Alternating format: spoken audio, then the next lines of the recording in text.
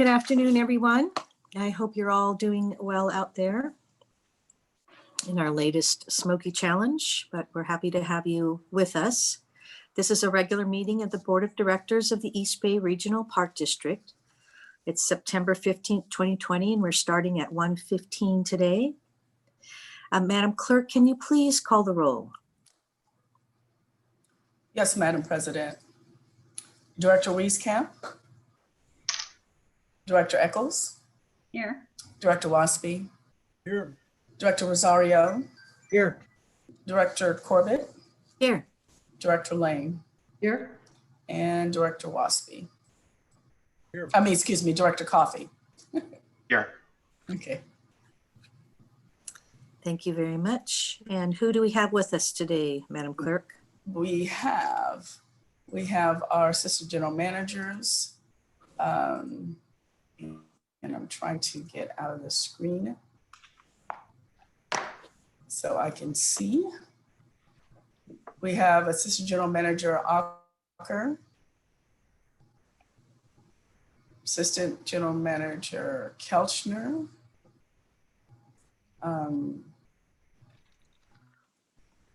General Manager Doyle, District General Manager Alvarez, O'Connor, and we have all of the executive team. Thank you very much, Madam Clerk. Mhm. I would like to ask Director Coffey to lead us in a Pledge of Allegiance, please. Thank you. I pledge allegiance to the flag of the United States of America and to the republic for which it stands, one nation, under God, indivisible, with liberty And justice for all. Sunday. Thank you so very much, Director Coffey. Thank you. Today's regular meeting is held in accordance with Governor Newsom's executive order, allowing for board members to participate remotely during our pandemic. We are also providing live audio and video streaming and have provided the public the opportunity to submit written comments and also call in for public comments for an item on the staff report, or to call in and leave a voice message. Madam Clerk, do we have any public comments of any type? Madam President, I have not received any emails or voicemail. And is there anybody waiting in the room? I do not see anyone that is waiting. Okay. Will you be kind enough to remind everyone the 3 ways that they can participate if they'd like to? Yes, Madam President. Members of the public and staff that are wishing to comment may send an email to myself at yburial@ebparks.org. They can leave a voicemail at 510-544-2016 stating their item and what they want to discuss or comment on, or they can just come into the meeting and let us know in advance. And all of that information is provided on the agenda. Thank you very much, Madam Clerk. And of course, the agendas are always posted before the meetings, so you can access that Yes. information. Or you can even look at past agendas. There's plenty of places where you can find the information. So thank you so much. And let's see, so no public comments. Do we have a motion to approve today's agenda, board members? Have you had a chance to take a look at it, and do you approve? So move. Moved by Director Lane and seconded by, Second. I think I may have heard did I hear Director Eccles first? Yes. No, Waspy. Okay. Oh, So we'll go Lane Eccles for now. Thank you. All right.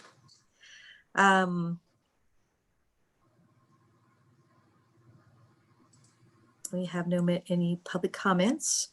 So let's make sure are all board members still connected, Madam Clerk? Looks like it. Yes. Mhm. All right, so let's move to our first item.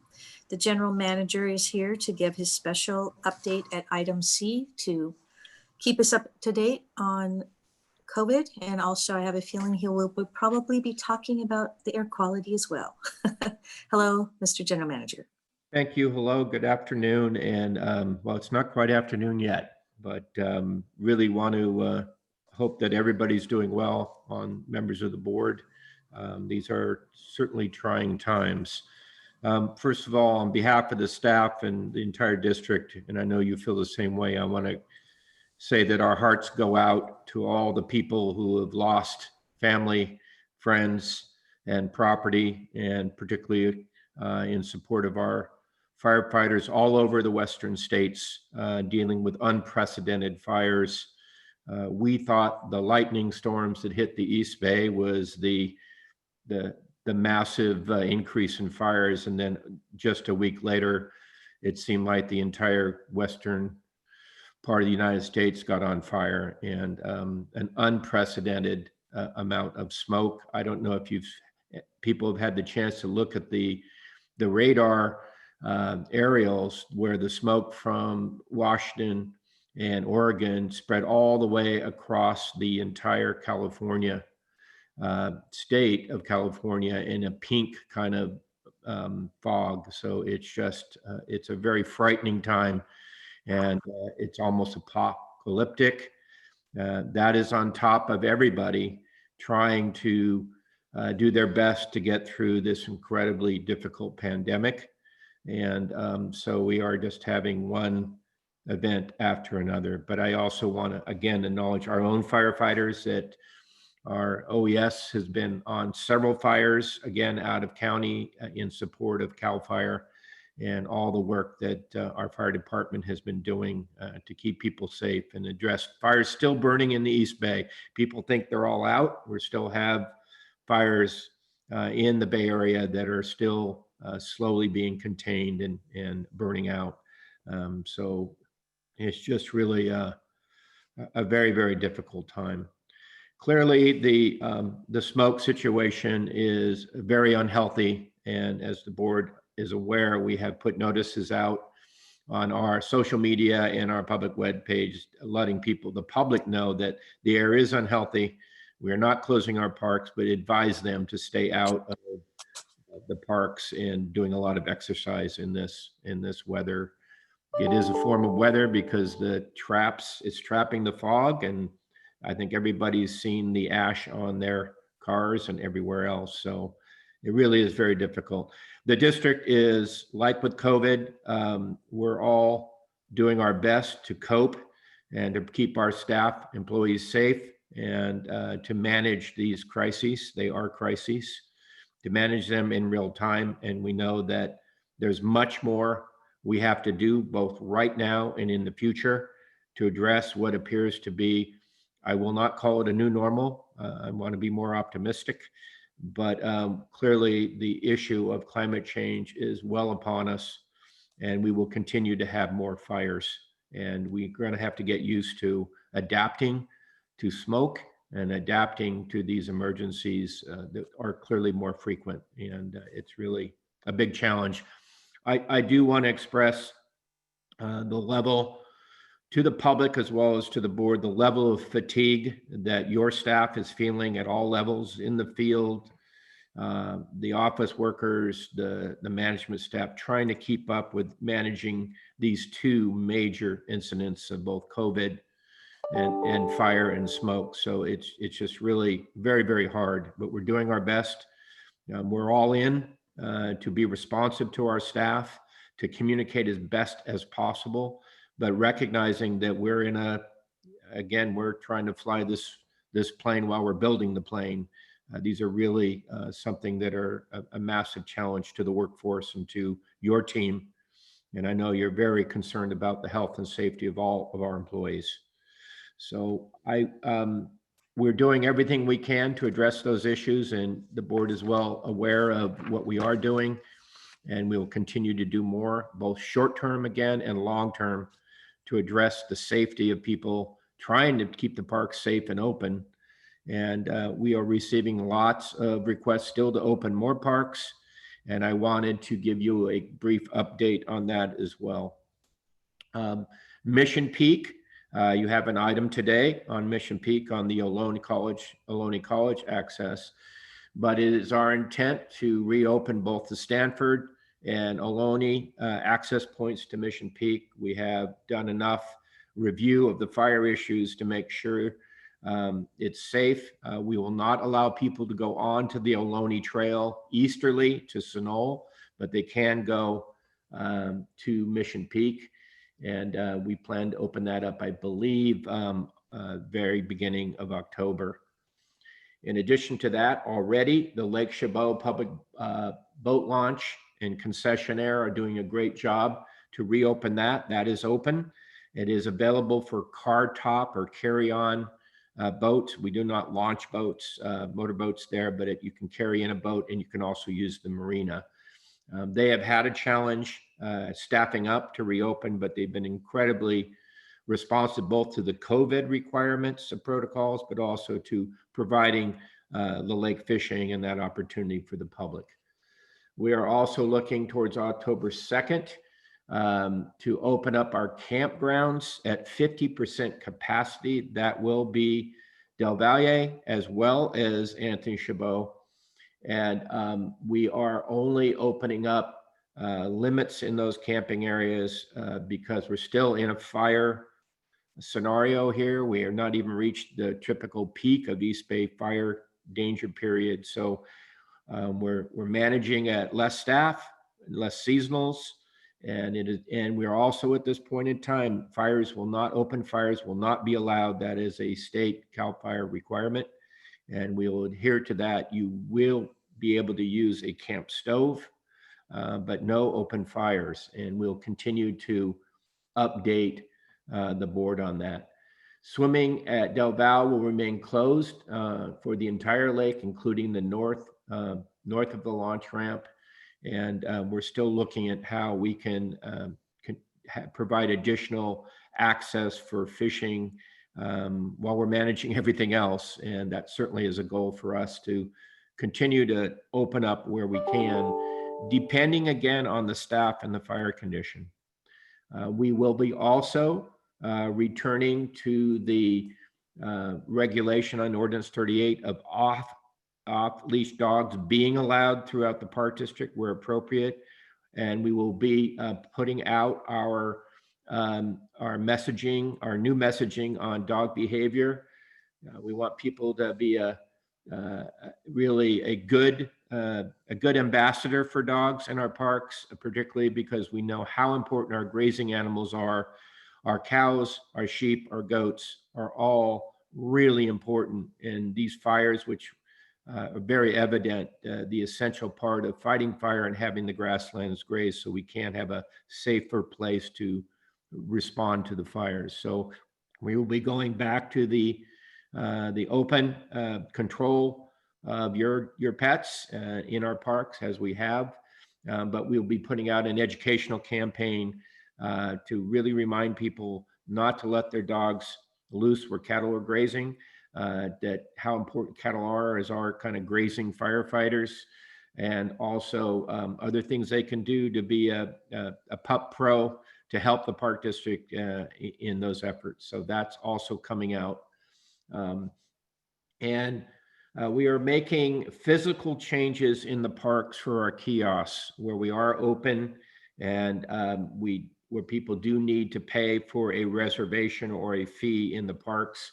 We will be doing the work as we can to keep staff safe in those kiosks by putting up shields and covers to be able to make sure we're following the COVID protocols as well, keeping our parks safe. So on the good news front, which seems to be rare these days, Governor Gavin Newsom signed AB 1945 into law. The bill introduced by member Rudy Salas of Bakersfield recognizes the public safety dispatchers, including the Park District public safety dispatchers, by classifying them as responders. This is something that we worked with our PA and our legislative affairs department to support this legislation, and it really recognizes the critical role that dispatchers play in fire and safety and police and communication. And I want to particularly acknowledge our records manager, Patty Grishnak, for bringing this to our attention and saying they really want to support this. And thank you to the board for giving us the green light to support that legislation. And we're very happy that was signed into law by the governor this week, I believe. That is the update for today. Again, we're really managing very difficult situations.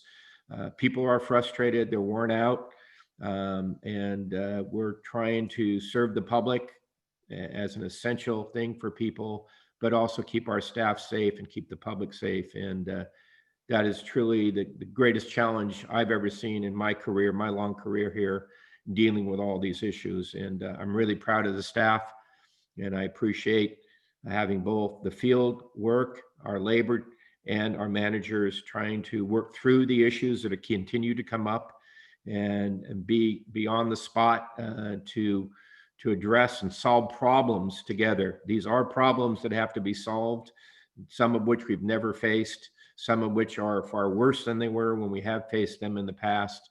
So I really appreciate the board support and the support of the entire team at the Park District. These are really, again, unprecedented times. Thank you. Any questions? Thank you very much, Mr. General Manager. We have some questions. Director Lane and then Director Rosario. What date will people be able to bring dogs off leash?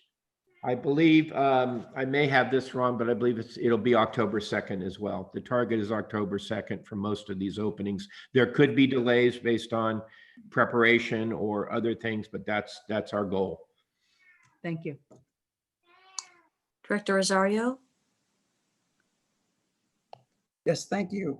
I have two questions. One, you said we're going to close off the eastern portion of the Ohlone Trail. How are we going to accomplish that? We do that with signage. We do that on our social media, and we do that. We will also probably post it at the entry of the park, Mission, both sides. That's standard protocol for us. Excellent. And then regarding Lake Chabot opening, at our recent East Bay Mud Liaison Committee meeting, it was brought up that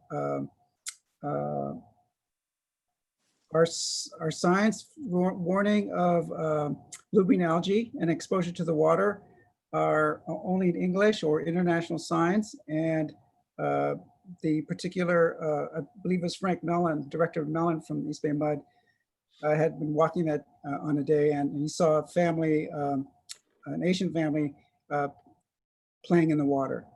And I was wondering, do we have any plans to have warning signs about blue-green algae in the lakes that are affected by blue-green algae in multiple languages? I don't know which languages, but I know in the past we have had multiple languages for those signs, and the lakes were very well signed. They've been a big, bright, I think, red sign, but we can check with public affairs and operations to see what languages they're in. I don't personally know what languages they're in, but I believe most of our signage is put in multiple languages. Okay, just wanted to double check to make sure that was that was in place or going to be in place, because We'll check that. It would be tragic to have a family affected by that. I mean, bad enough that we've had animals involved, but it would be tragic to have a family impacted. So I appreciate that. Thank you. Yes, Director Coffey. Thank you. A question that's been on my mind for the last week or two might be well answered for the benefit of the public, and that has been, you know, at some point we have protocols that suggest that parks be closed when air quality, for instance, gets so bad, or fire dangers get so bad that for the protection of the parks themselves, for our park users, and importantly our own staff, we have protocols in place that would call for closures. And I'm wondering if perhaps the general manager or someone else could briefly just describe those protocols so that our folks out there that are using parks can understand when that happens. We certainly post both social media in the parks and on our website when we get an unhealthy air reading and warn people of that. We have not closed the parks. We think people should use their judgment. Even in bad air, you are allowed to go outside for short times. What we're concerned about is people working long times in our parks. So we're focused on the staffing safety. But we debate this issue.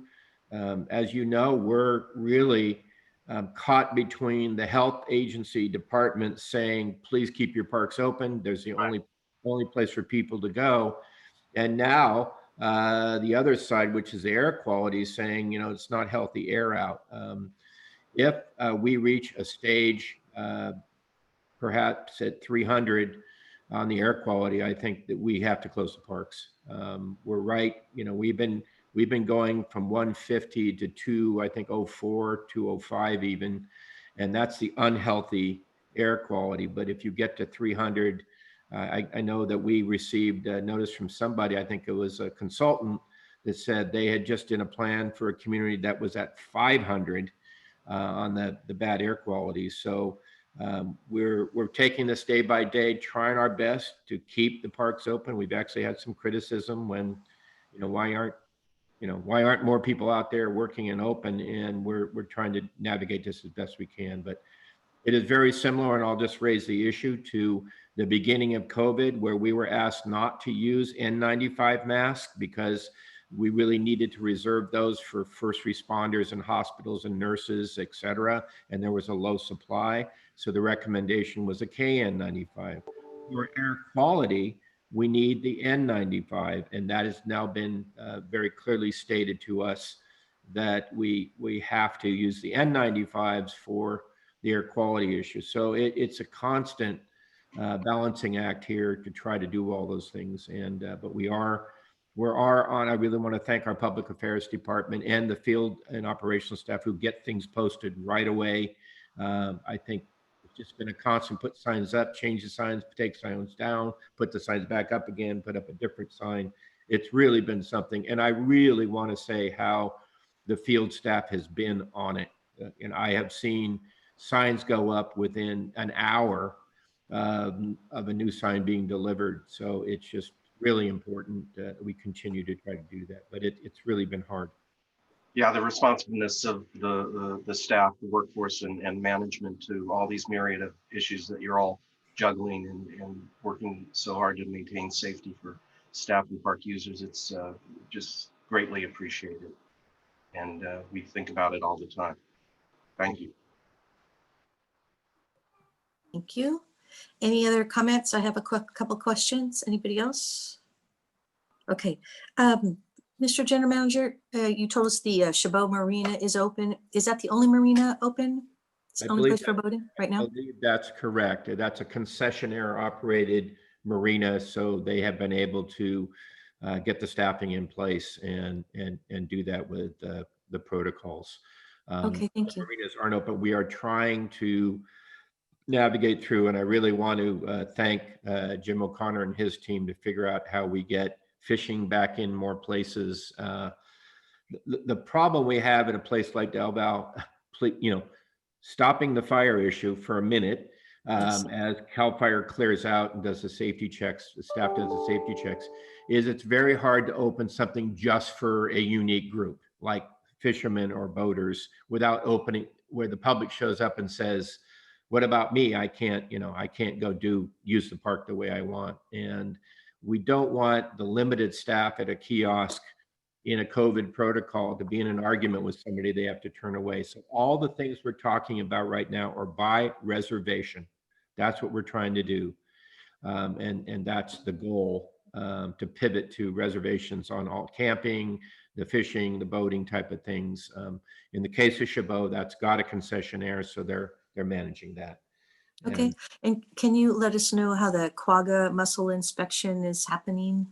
If you'd like that now, I think Jim could come on, and if you'd like that, we can answer that now, or if you want to get a response. Yeah, that would be There he is. great. And I have another operational question, so I'll throw them both out so Jim can be ready. So quagga mussels, and also if you could please help us know a little bit more about the safety precautions at the kiosks. And Jen, if you would, please feel free to correct any of the mistakes I made on that update. Thank you. Thank you, Mr. GM. Good afternoon, everybody. Jim O'Connor, I'm your Assistant General Manager of Operations for the Park District.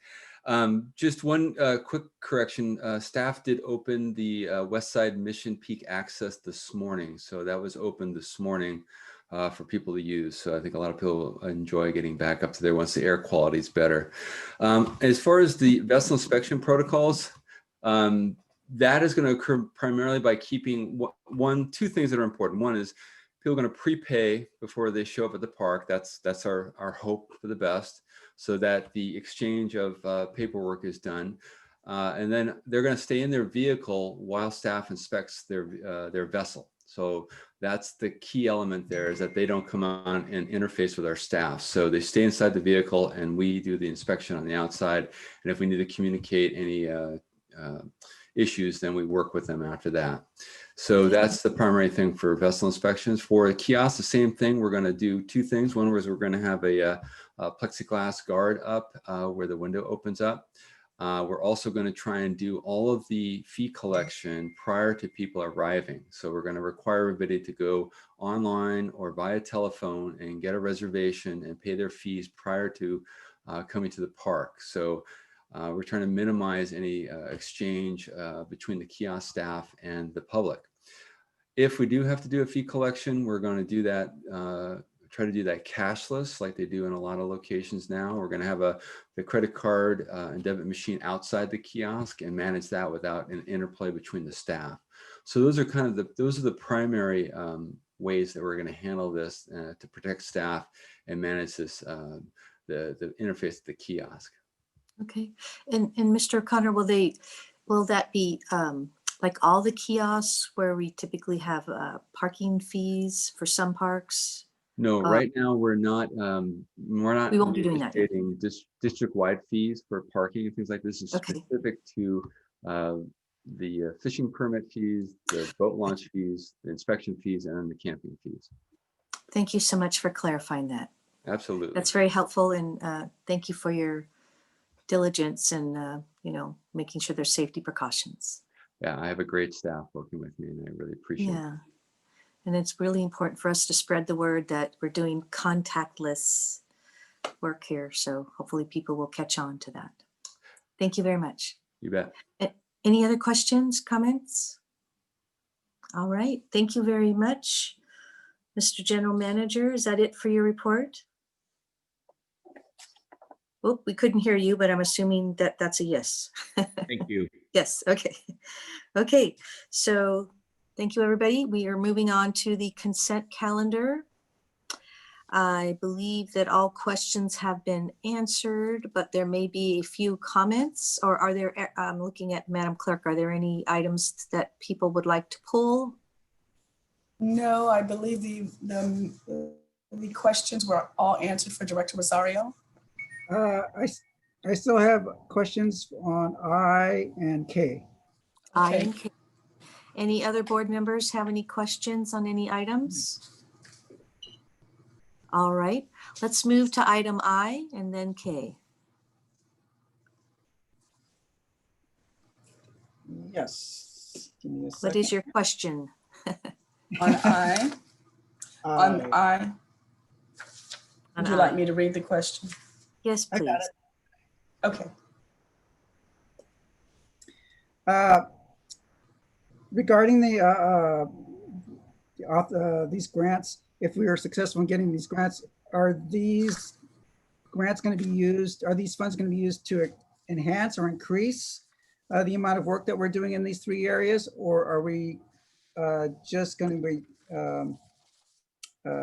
freeing up district funds? And by way of clarification, I think we should probably read the actual item that we're discussing. Item I is authorization to apply for federal funding from Council of Western State Foresters for fire fuels management, Lake Chabot Regional Park, Wildcat Canyon Regional Park, and Tilden Regional Park. And we have Katie on the line. Katie on Has the an answer meeting. for you.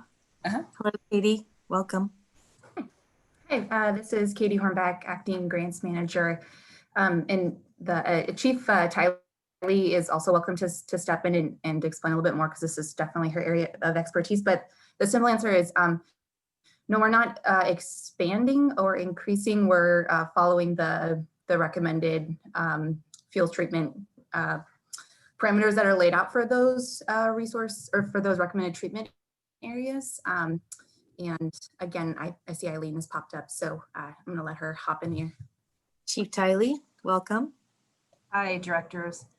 Yes, so in a generalistic term, Director Rosario, yes, it does help free up district monies. And sometimes, depending on the site, because district monies are freed up, it does allow us to do a little bit more work. Every situation is different. This grant is different, and all grants have different parameters. But whenever there's an opportunity to do more work by way of a grant, we do that. But in general, what we try to do is use other people's monies to increase the districts. Yeah, well, I'm glad you said that, because I mean, there's plenty to do, and if we do free up district money, then we can definitely use it in the continue to use it in the Measure FF areas as well. So appreciate that answer. Thank you.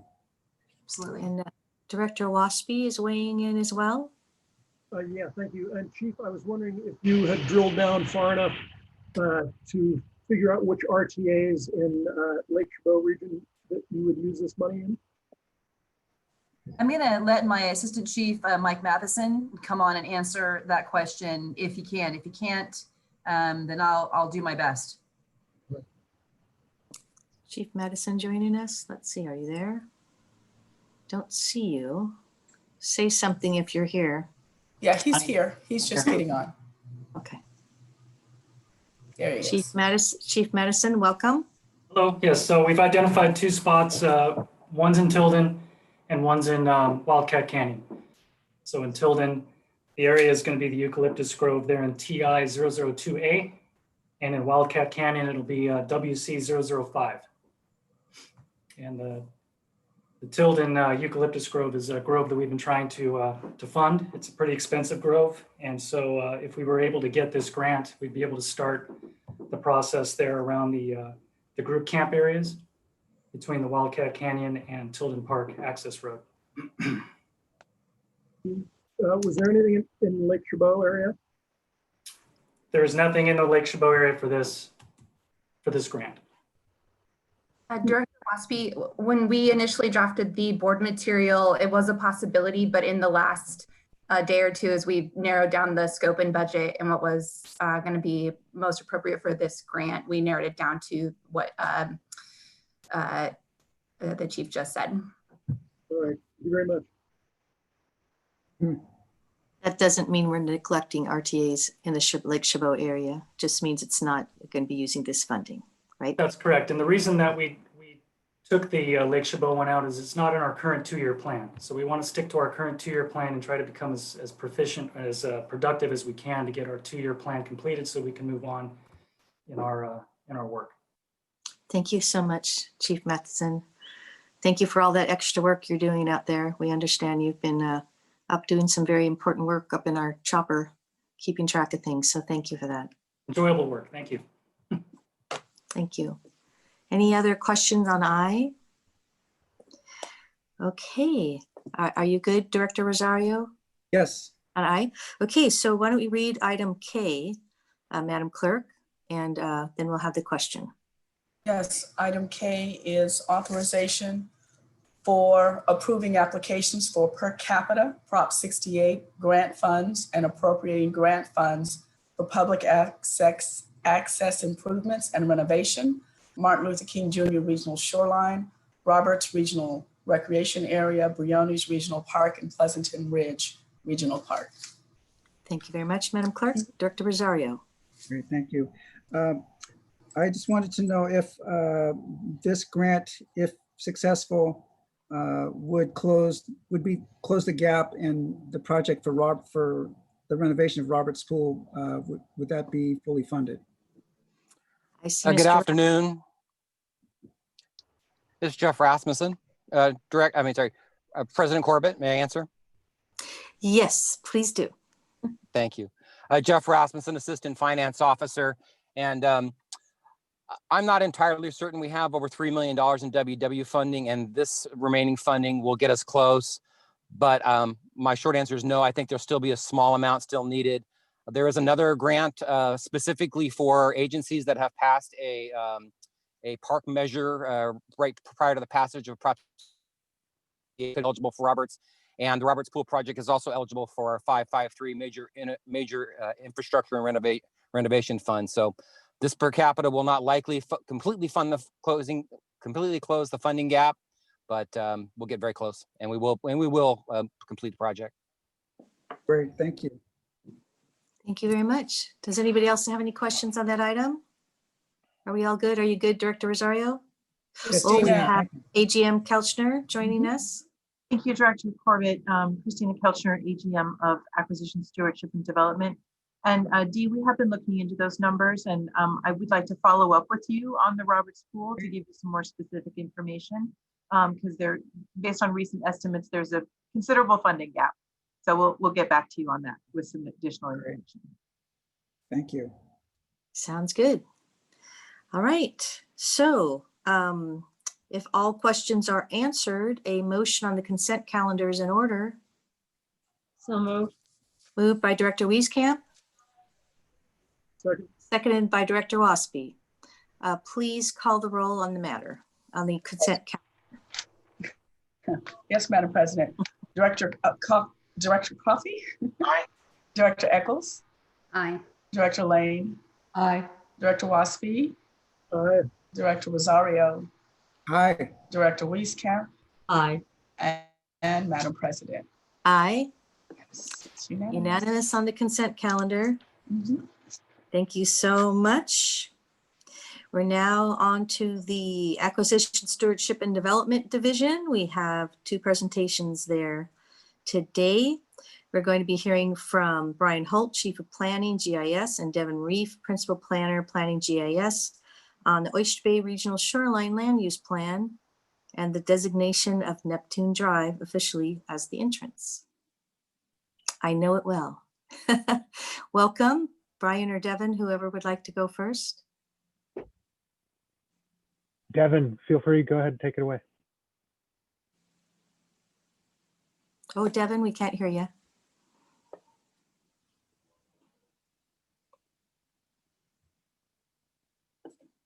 Oh, you're back. Do it one more time, Devin. There we go.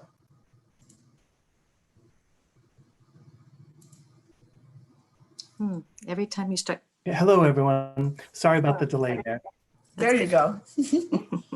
Sorry about the delay.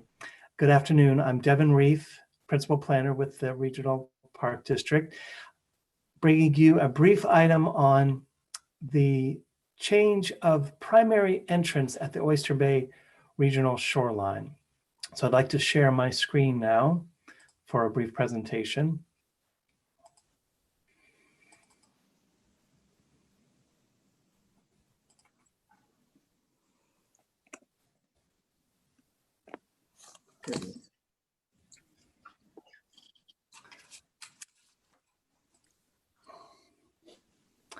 Okay, can everyone see that? Yes. So, as everyone knows, Oyster Bay is about a 200-acre former landfill in San Leandro. The district acquired it in 1977, and in 2003, there was a land use plan amendment adopted to create some new park features. And what we're here to do today is to amend one aspect of that land use plan amendment. Let me just give you a quick overview. The park is located at the end of Neptune Drive in San Leandro, shown here.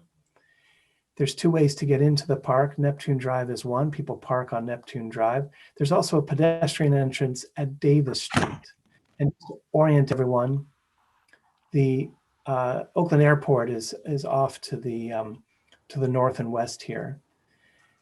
The park is adjacent to the Waste Management Transfer Station, which creates a lot of truck and other traffic.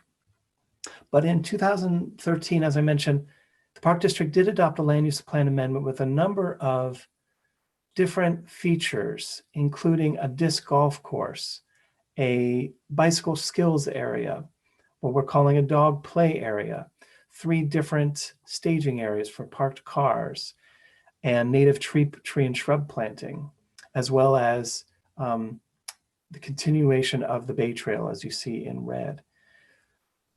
In that 2013 land use plan amendment was the designation of Davis Street as the main entrance to the park.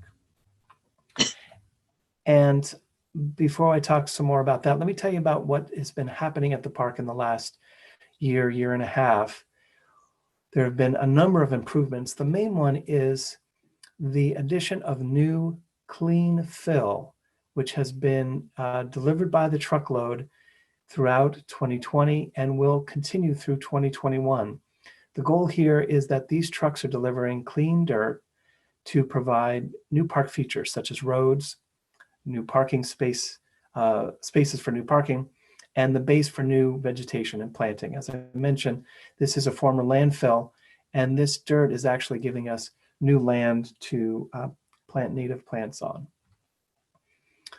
The other exciting development has been the building and construction of the new disc golf course, which is almost complete, and before the COVID crisis happened, was on track to open this year. This was a partnership with local organizations to build and design the golf course. There was another exciting partnership with local youth and students through the Earth Team, which is a nonprofit that works with youth in our parks, for planting 300 trees and shrubs, all natives, for habitat restoration in the park.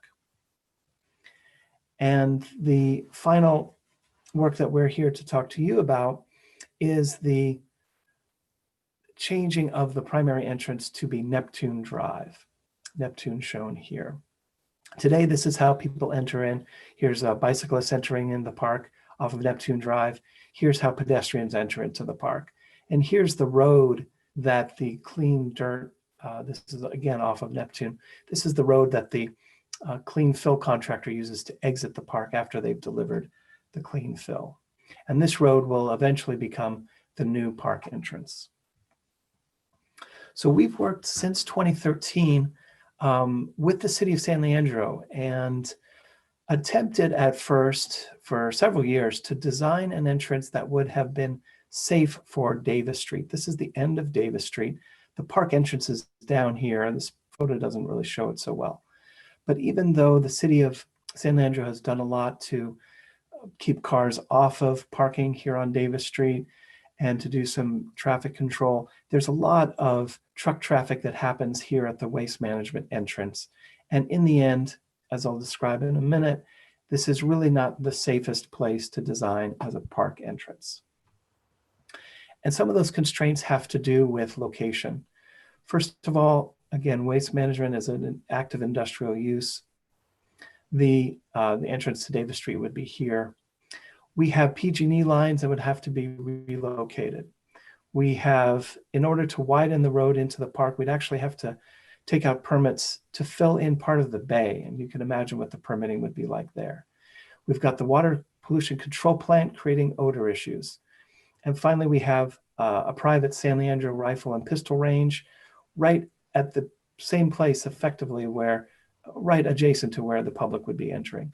So also creating noise and safety issues. So in the end, it's a whole package of constraints that we just were not able to overcome.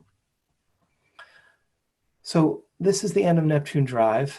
The public is effectively using Neptune Drive now as the informal main entrance of the park. This is probably what people think of as the main entrance, but in fact, it's not the official main entrance.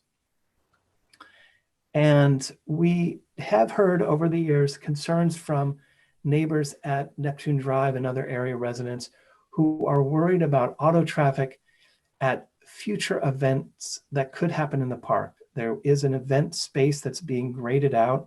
It's nothing more than a hillside that we'll put some grass seed on, but it is a place that future events, let's say a marathon or a local celebration, could happen occasionally. So in order to address those concerns, we were asked by the city to have a community hearing, community meeting at the park, which we did in June of this year. We had intended to have a tour and lead the public into the park, but of course, with COVID restrictions, we couldn't do that. But we did have a Zoom meeting. We had about 5 people participate and members of the city staff were there. And then we recorded it and about 80 people watched the meeting. So we heard a lot of interest in the Bike Skills Park and in the Disc Golf Park, but no one actually showed up to express concern about this entrance change or about the special events that were planned for the future. So we want to make this public commitment that we will work with the city of San Leandro at any time we have a special event. We'll of course follow their permitting. We'll have a limited number of special events a year. We will staff traffic control at the Neptune and Williams Street entrance intersection, and we will allow for traffic to leave Davis Street, not enter Davis Street during the special events. So the recommendation is to modify the land use plan amendment, make Neptune Drive the primary park entrance to the shoreline, and that will allow us to continue our work with the contractor and eventually build a new park entrance that is worthy of this wonderful space on the bay. And with that, I will leave it for questions. Thank you. Thank you very much, Devin. I'll start off since it's in Ward 4. As we all know, we did have a field trip there pre-COVID. This is a very nice piece of property along the San Francisco Bay and will be a great amenity for the San Leandro area in the region around it. It's known now as the Dog Bicycle Park. That's its nickname. Very popular with dog walkers and bicyclists. So very much appreciate all the improvements. And today we're just talking about officially changing the main entrance under the Lupa.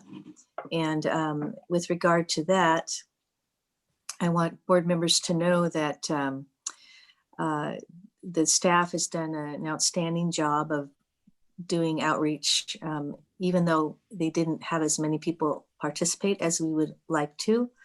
They did signage on the property requesting comments. They did the Zoom meeting. We had a walk and talk, so a walking thing set, but that was in March. So we know what happened to that. And we have reached out to the city council member who represents the area, and he's absolutely fine with it. In fact, he said, I thought that always was the main entrance. So that's good. And I confirmed that with him last night. And the mayor's also apprised. So I do know that people in San Leandro are very excited to see the new improvements and the conclusion of all those improvements. But I think it's a really nice amenity, and the staff has done a great job in making sure everybody's happy with this final entrance. The one thing I might just throw out there is some of you may remember once upon a time, there was an East Bay Regional Park District board member by the name of Bill Jardin, who was from the San Leandro area. He was much beloved. He started as a recreation commissioner in San Leandro and eventually became a council member and then East Bay Regional Park District board member. And it would sure be nice to remember him at some point as we continue to develop this park. So with that, any other questions or comments? Yes, Director Rosario and then Director Waspy. Yeah, I think this move to Neptune totally makes sense. And I just have one question about what does limited number of events mean? Is it one a month? Once every quarter? So I think the residents probably deserve a decent answer here. Yes, yeah, thank you for that. The chance to clarify. I think park operations and park design and construction staff want to leave open the possibility of having, let's say, the occasional marathon running festival, or maybe if someone wanted to have a small concert there where they brought in the stage and they brought in all the materials. We're not going to be building a stage, like I mentioned. What we're doing is grading a hillside and seeding it with lawn and creating sort of a bowl or amphitheater. So I think one of the ideas that has been successful in the past, and of course we don't know with COVID when this will change, but the the Crown Beach concert series, which I think is one concert a month in the summer for 3 concerts in a year, is one that's really beloved in that community. So that's, if someone moves in the San Leandro community, moves forward and proposes something like that, I think we want to have a space that's amenable to it. Great. Yeah, I just don't want to overrun the park. I've seen these marathon events can take over. They have lives of their own, and they can definitely impact the park and the surrounding neighborhood quite heavily. So we should look at that to make sure that we strike a balance there. Thank you. And it's my understanding Brian that Holt. staff has worked closely with the city staff so that there would be conversations and there would be a process that that the city provided that actually regulates the number of events and whether there's going to be events. I think Brian might want to explain that further. Yeah, thank you, President Corbett. Brian Holt, Chief of Planning, GIS. So I just wanted to expand on Devin's answer a little bit in that what the land use plan does is sort of, carves out opportunities for future improvements to be put in place. Right now with the dirt being delivered, there's a need to make the adjustment to the entrance. What happens with the special event area in the future is really to be determined, and something that we're committed to working with the city staff on, and we can define parameters on the number of events and how that permitting is done. That's not really something that we're trying to define or decide to now. We're just really committed to working on a process to make sure we address those concerns in the future, but whether or not or when that facility or those types of activities would ever come about is very speculative at this point. But there is a permit required with the city, right? Okay. Yeah. So there would be an opportunity to regulate it. But thank you. Thank you, Brian. Dennis? Excuse me, Director Waspy. Okay, thank you. I share Director Rosario's concerns, although the preface, I think, is an incredibly well-planned park. Everybody knows the history. It was a garbage dump, and I think it's still off-gassing, and took years and years of fill to cap that thing, and there's still gas that's being captured and used, I might add, reused. But I share Director Rosario's concerns. If any of the constituent groups that when you had your public meeting, I mean, I don't know this, but do disc golfers have tournaments? And do BMX bike folks perceive that they can have tournaments there? Because I know these areas will be, I don't know about world class, but they'll surely be the best of the Bay Area, I'm assuming.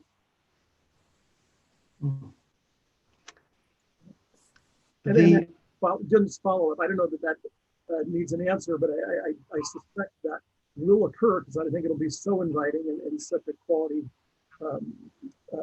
center for these events. And I'm wondering, I forget, is there parking outside of the park along Neptune? I know it's mostly industrial until it hits a couple of houses, a few hundred yards down the street, I think. Yeah, Neptune Drive, at the point where the park is, basically from William Street into the park, is all industrial. And there's about 45 or 50 on-street parking spaces. At some point when our fill dirt contractor is finished, we'll have the ability to build out the first of 3 potential staging areas, parking areas inside the park itself. And that's got at least 100, if not more, parking spaces in it in phase 1. So there'll definitely be off-street parking inside the park. And I know that Kim Collins is working closely with the disc golf community I don't know, we haven't opened yet, so it's hard to say what their visions are for tournaments, but no matter what happens, for a big or special event, we will definitely be working with the city to get it permitted and to not impact the neighbors, excessively. All right, thank you. And as a follow-up, you brought it up. When will it open? Oh, Kimberly, is Kimberly Collins on the call for the disc golf question? Hi, yes, I am. Good afternoon. Kim Collins, landscape architect. Hello, Kimberly.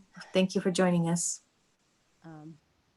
President Corbett and Director Waspy, those are all good questions. They were ready to open the disc golf this fall. Hopefully it'll be done by the end of the year. The fill contract ends at the end of 2021. We've placed over 1 million yards and they're going to be out of there by then. So it just depends on the timing. They're trying to work their way out from the outside of the park in, and we're going to try to grade the lots at the same time. So there's some logistics to be worked out, but we expect that shortly after 2021 would be the end of the year would be a good time, unless the economy keeps up and the fill comes in quicker. But I think that's a reasonable assessment. And we have heard a lot of comments over the years as far as the events. And I know the city permit is about 7 events, I think is the trigger. But I realized that in addition, not that this is my job, but that in addition to working with the city, that we will obviously be working internally with operations staff and come to the board with a plan for what's proposed to support all these activities, because it is a great opportunity we've had high schools, bike clubs come out and look at the park. So there's bikes, cross country, disc golf. Yeah, there's great opportunity there. And I think that having a management plan will be the next step. Kimberly, do you happen to know, as the person to answer questions about disc golf, is disc golf a sport that is still being played during COVID-19? That's a good question. I don't know. Yeah. I only know about regular golf, but and I do know that they have a lot of tournaments and they've already been asking about that. So and we have not only 18 holes, but each hole has a beginner and an advanced basket or tee, so that the idea is to bring in youth and newcomers to the sport. So the hope is to grow the sport, and this is a great place to do it. So great. Thank you very much, Kimberly. Any other questions, comments, anyone? All right. I look forward to a park opening in my district soon. You're all invited. All right. Thank you very much. And let's see, do we need a motion on that? I think we do. To adopt the amendment. Would anybody like to make that motion? I'll move. Moved by Director Lane, seconded by Director Waspy. Thank you all very much. Please call the roll. Yes, Madam President. Director Rosario? Director Waspy? Aye. Director Coffey? Aye. Director Eccles? Aye. Director Wieskamp? Aye. Director Lane? Aye. And Madam President? Aye. It's unanimous. Thank you, everybody. Unanimous. Okay, our next item under acquisition, stewardship, and development is authorization to enter into an option purchase and sale agreement and to transfer and appropriate funds for the acquisition of 538 acres of real property from the Oak Hill Park Company Rancho Pinole Regional Preserve. And I believe our presenter today is Chief of Land Acquisition, Michael Reeves. Are you here with us? Hello, Michael. Please begin. Oh, thank you, President Corbett, members of the board. Mike Reeves, Chief of Land Acquisition. Let me share the presentation I have for you today.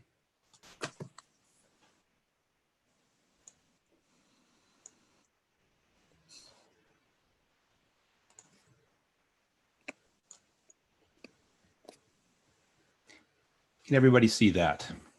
Yes. All right, we have a nice photo of the property. This is the Oak Hill Park Company property, but I'm going to refer to it in this presentation as the Richfield Corporation property. Richfield is the parent company that owns this property under the Oak Hill Park name.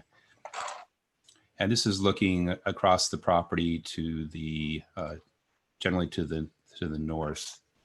But let's see where this property is situated. So it's located along the south side of the Highway 4 corridor. It is next to Rancho Pinole Regional Preserve, which a goodly portion of that preserve is operated as Fernandez Ranch Preserve by John Muir Land Trust. So that's across Christie Road from the property. North across Highway 4 is Crockett Hills Regional Park, which extends out to Carquinez Strait and the Carquinez Strait Regional Shoreline.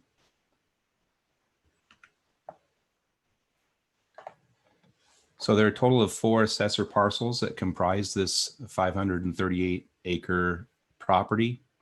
Those are the orange lines you see there. Again, this close-up allows for a little better orientation. You see the Highway 4 corridor here with Crockett Hills to the north.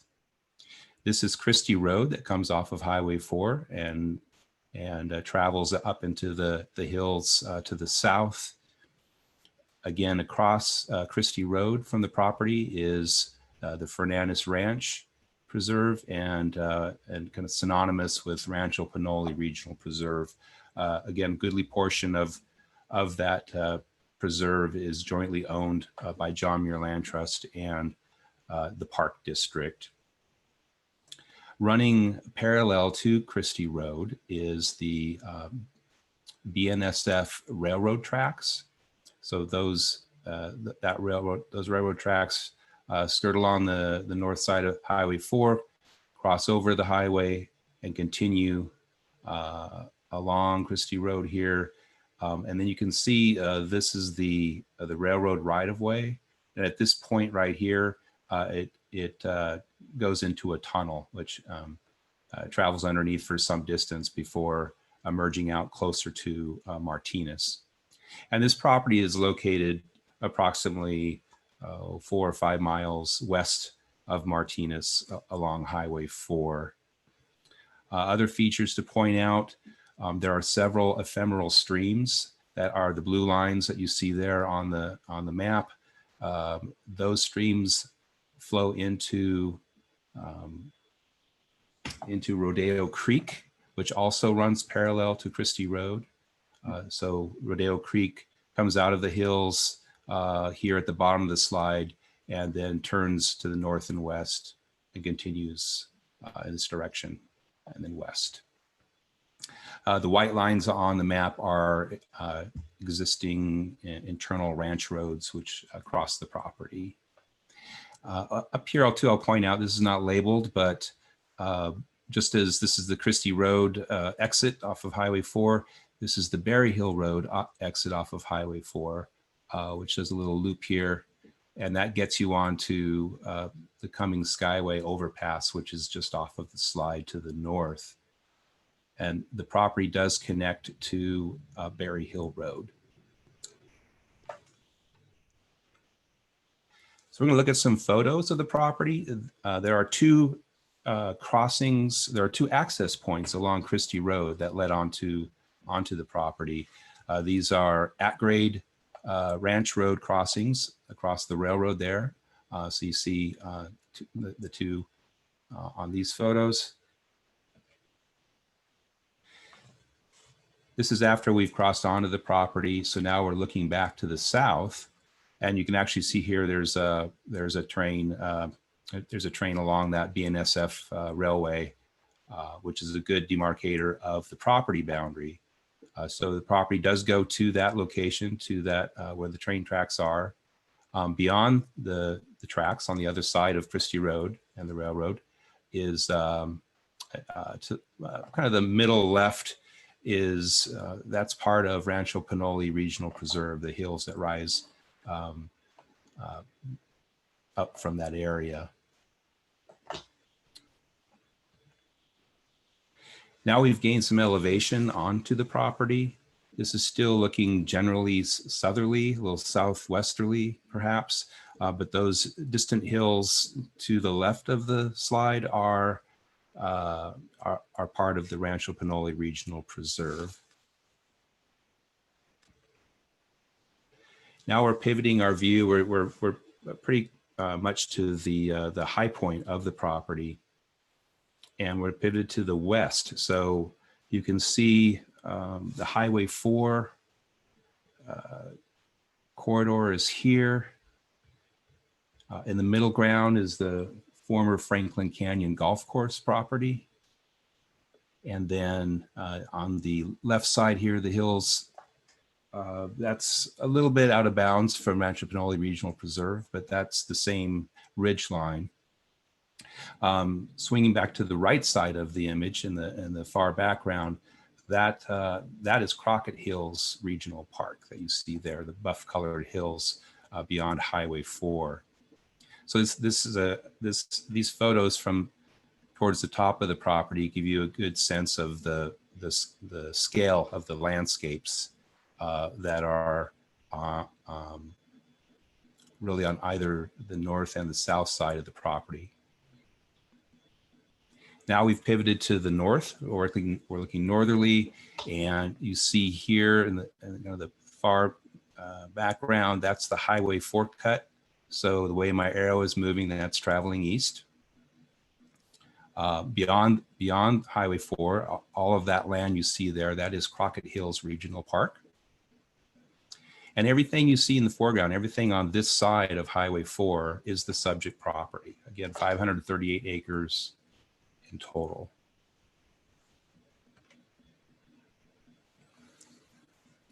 Now, Richfield Corporation purchased the property to serve as a mitigation site, as an off-site mitigation site for two projects. One that's been approved, that's the the Palos Colorados residential project in the town of Moraga, has been approved by the town, and a portion of this property is to serve as offsite mitigation for the impacts of that project. In particular, there are two federally listed species, the California red-legged frog and the Alameda whipsnake. The other project, the other Richfield project is only at the proposal stage. That's the Alhambra Highlands residential development. This ranch property would also serve as mitigation. A portion of it would serve as mitigation for the Alhambra Highlands project, should that project ever move forward. So these two photos show a couple of locations where there would be stream and pond enhancements as part of the mitigation requirements for the approved Palos Colorados project. Those mitigation requirements include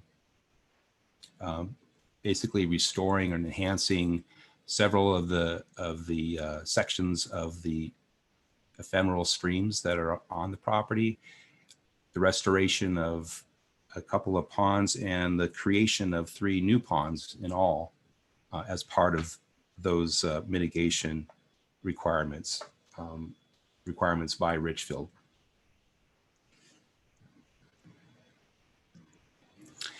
So the purposes that would be served by this proposed acquisition is on a more regional landscape scale. It would create a contiguous open space corridor, protected open space corridor that would run from, it says Pinole Ridge, but really we can go further south and extend it down into watershed lands owned by East Bay Mud.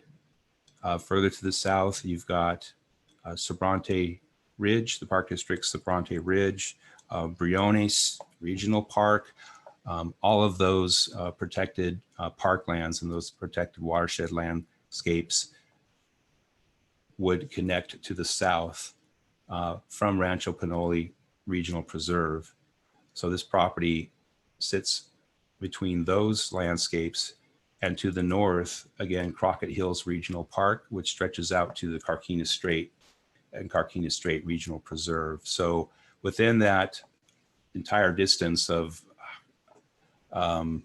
some number of miles, you have this one property that is the only piece of that corridor that today stands as private land and not as protected, publicly protected landscape.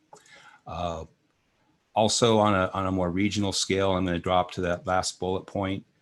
This property is really strategically situated to have the potential to connect several regional trail connections in the area, including the Bay Area Ridge Trail, the Carquinez Strait to Briones Regional Trail, and the Carquinez Strait Scenic Loop Trail. As I mentioned earlier, the property has several ephemeral creeks that drain into Rodeo Creek. So this would protect the Rodeo Creek watershed, and the property, the mitigation requirements of the seller would include pond and stream habitat enhancements, which would be, again, it's incumbent on Richfield Corporation to install those mitigation measures. So today's action, staff is requesting an appropriation by the board of $48,000, which would go towards the option payment and option consideration for the purchase and sale agreement that's been negotiated, and other associated preliminary acquisition costs. Again, for a total of $48,000, which would come from the Measure WW Rancho Pinole allocation area. And with that, I'd be happy to answer any questions. Thank you very much, Michael. Any questions, board members? Director Coffey, do you have any comments on this one? Yeah, if there aren't any immediate questions, I just want to comment on how excited I am about this acquisition or potential acquisition with this option that we're gaining. This area is about 10 minutes from where I live in Hercules along the Pinole Ridge. So it's in my backyard, and most Contra Costans at some point will take Route 4 from West County, East County, and all be familiar with this open space. It's a pretty vast expanse of open space just as you cross by the Franklin Canyon Golf Course and go under the railroad overcrossing, and there to your right is this Christie Road Ranch property. It is particularly exciting for me because, of course, it's adding acreage to the future Rancho Pinole Regional Preserve, substantial and critical acreage in terms of habitat and wildlife corridors for birds and animals. And it's also, as Michael mentioned, a key intersection for these regional trails, both the Carquinez Scenic Loop Trail and very importantly to emphasize here that the Bay Area Ridge Trail Council has placed this gap between Crockett Hills and Fernandez Ranch as among its priorities among gaps in the Bay Area Ridge Trail. Currently, any hiker or biker in the vicinity knows there is no way to get across Highway 4 from its northern side, from Carquinez Straits or Crockett Hills, over 4 to the southern side, and then head west toward Hercules, Franklin Canyon, or Fernandez Ranch. You can head east toward Martinez, but not west. And this will be the first time, potentially, if it bears out, that a trail could make this connection, this major connection, between these significant substantial parklands, Fernandez Ranch, the future Rancho Pinole, Briones, Bronte Ridge, and the East Bay Mud Alhambra watershed lands, all of which are contain existing trails that make regional trail connections. So it's a great opportunity and an exciting opportunity to fill this particular gap in the Ridge Trail, and that hopefully can work out. So with all enthusiasm, urge the board's adoption of this purchase agreement. Thank you very much. I think the general manager wanted to add one quick thing, and then we have Director Lane. Yes, members of the board and everybody watching today, there is also a future opportunity there.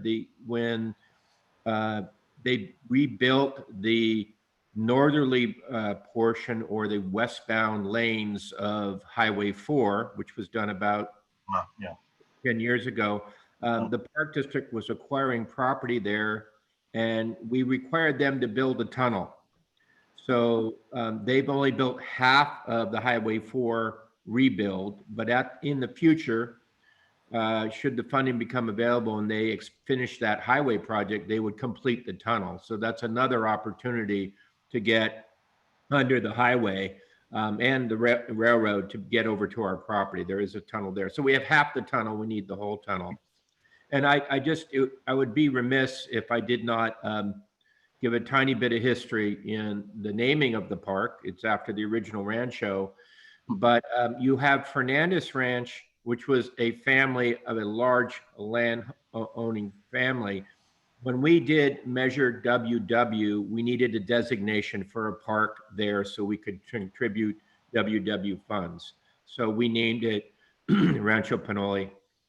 But the Fernandez Ranch then came forward with the purchase by the then Muir Heritage, now John Muir Land Trust, and they own a large portion, larger than the map of and named that Fernandez Ranch after the family they bought it from.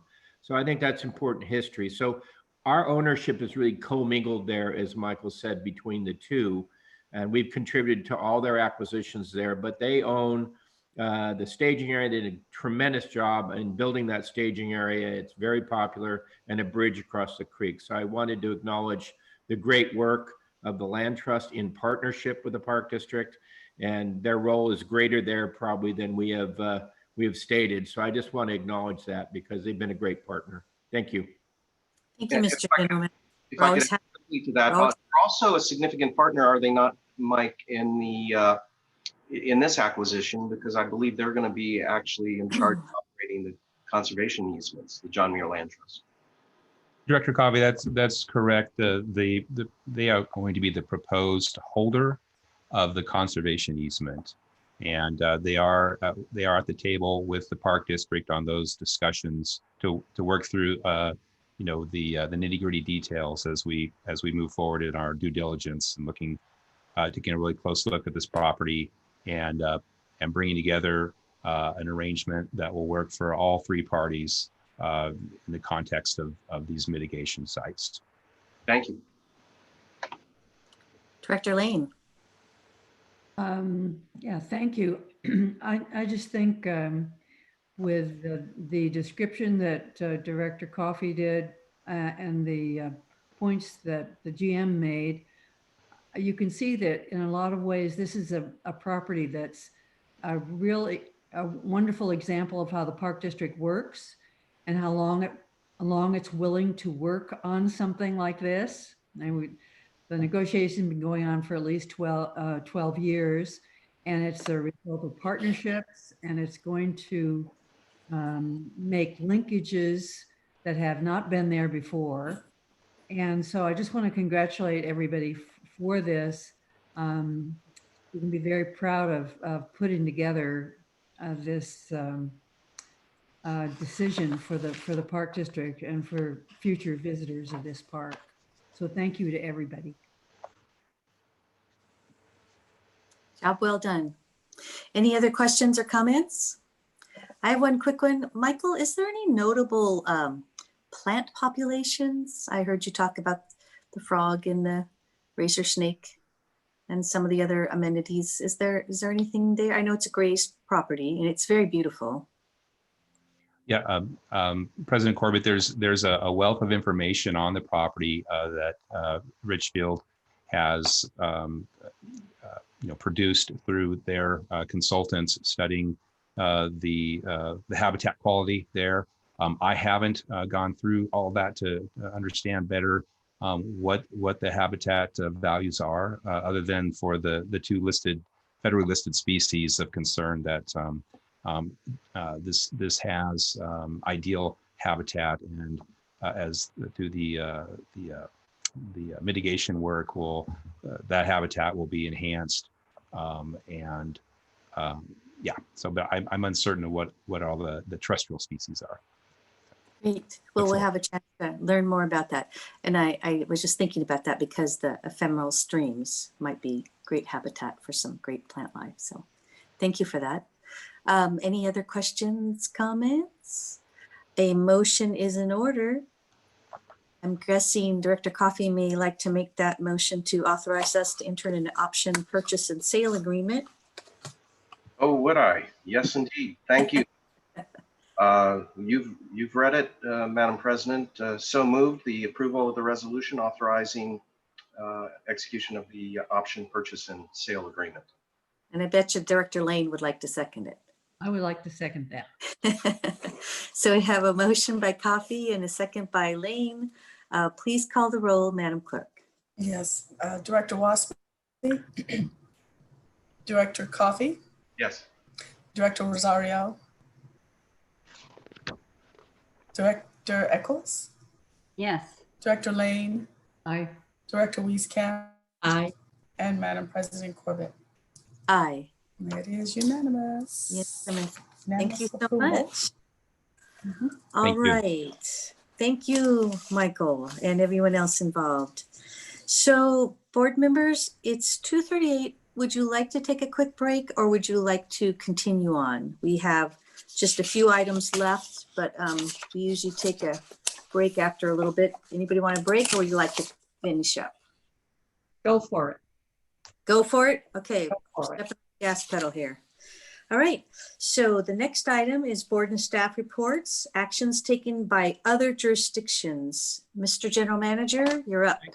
Thank you very much, Madam President, members of the board. You should be familiar with this item. This is the action as a part of enabling the Park District to acquire a brand new parcel adjacent to Bishop Ranch Open Space and Dublin Hills. This is something that's come to the board already. It required a change in boundaries with the city's urban growth boundary, but it is to enable us to acquire the open space and continue working with the Northern California Laborers property in the city of Santa Ramon. We're very happy this has gone through and been approved. Rare are we looking as an advocate for a subdivision, but this is one that facilitates that action so Michael can acquire future property here. So that is the item. Bob, if I may, that we closed escrow on that last week, so we now There we go. we now own that 176 acres of hillsides there up behind above the San Ramon Valley. So not only do we have the completed subdivision, we have the actual completed acquisition. So great news, Michael. Great job. Thank you. Nothing like an acquisition to put a smile on everybody's face, right? Free one at that. Yeah. Yes, this is the fun part. Okay, great. Thank you very much. Are there any other items? No other items on that. Okay, so the next item is General Manager's comments, and I will allow you to make your report and your introduction of public affairs and their great program. Thank you very much. As you know, the Park District has been a leader in providing urban parks in urban areas, particularly along our highly urbanized shoreline, including McLaughlin East Shore State Park. Although it's a state park, we implemented, did the planning, and provided that 9-mile urban shoreline.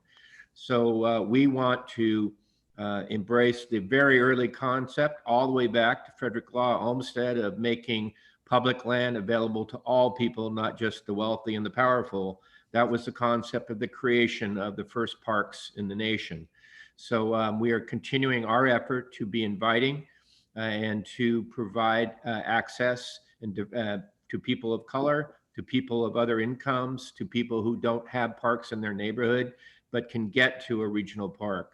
And I'm very proud of what this district has done in partnership with our foundation, including access busing, including urban programs, including even urban naturalists, to be able to provide park access programs, interpretation to a very diverse part of the whole state, our East Bay parks and our East Bay area. So very happy to have Carol talk about both the public affairs side as well as the foundation side. So Carol. Thank you, Bob, and good afternoon, board members and President Corbett. I'm glad to be here today to showcase a little bit about what's going on with the foundation, give you a little foundation update as it relates to 2020 and let you know how we're doing. But also, most importantly, I'd like to share with you, along with my colleague Juliana Schirmer, who will walk you through some of the really exciting news that we're doing with regard to diversity, equity, and inclusion, a committee that we created just this year, and very exciting things going on. So I'd like to ask Juliana, could you get the PowerPoint online?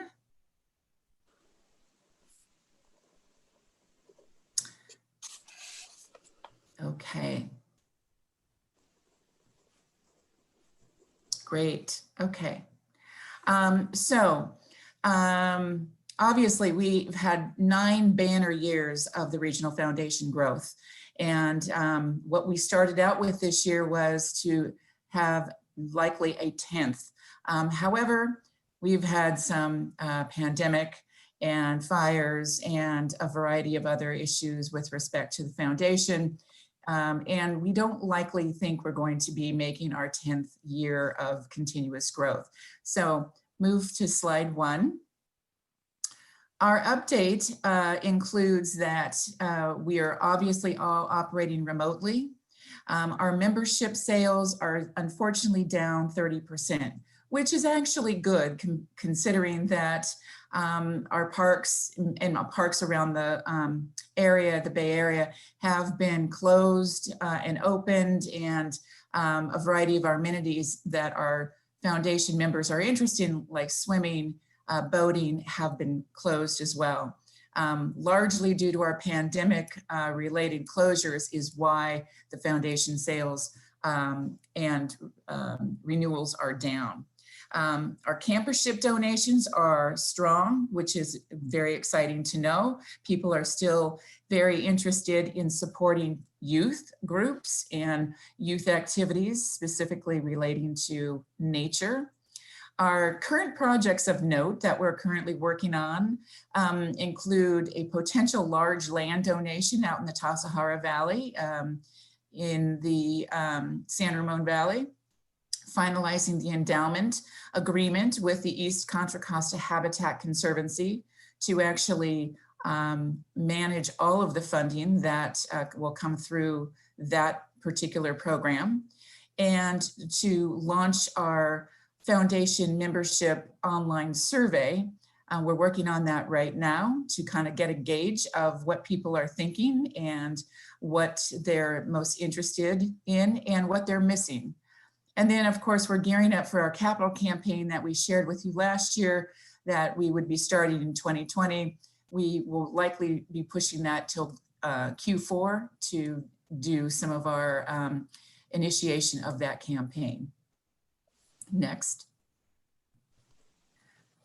We have shifted our focus to corporations, as the corporations, while many of them have suffered economically due to COVID, many of them have not had any issues with relating to their corporate giving.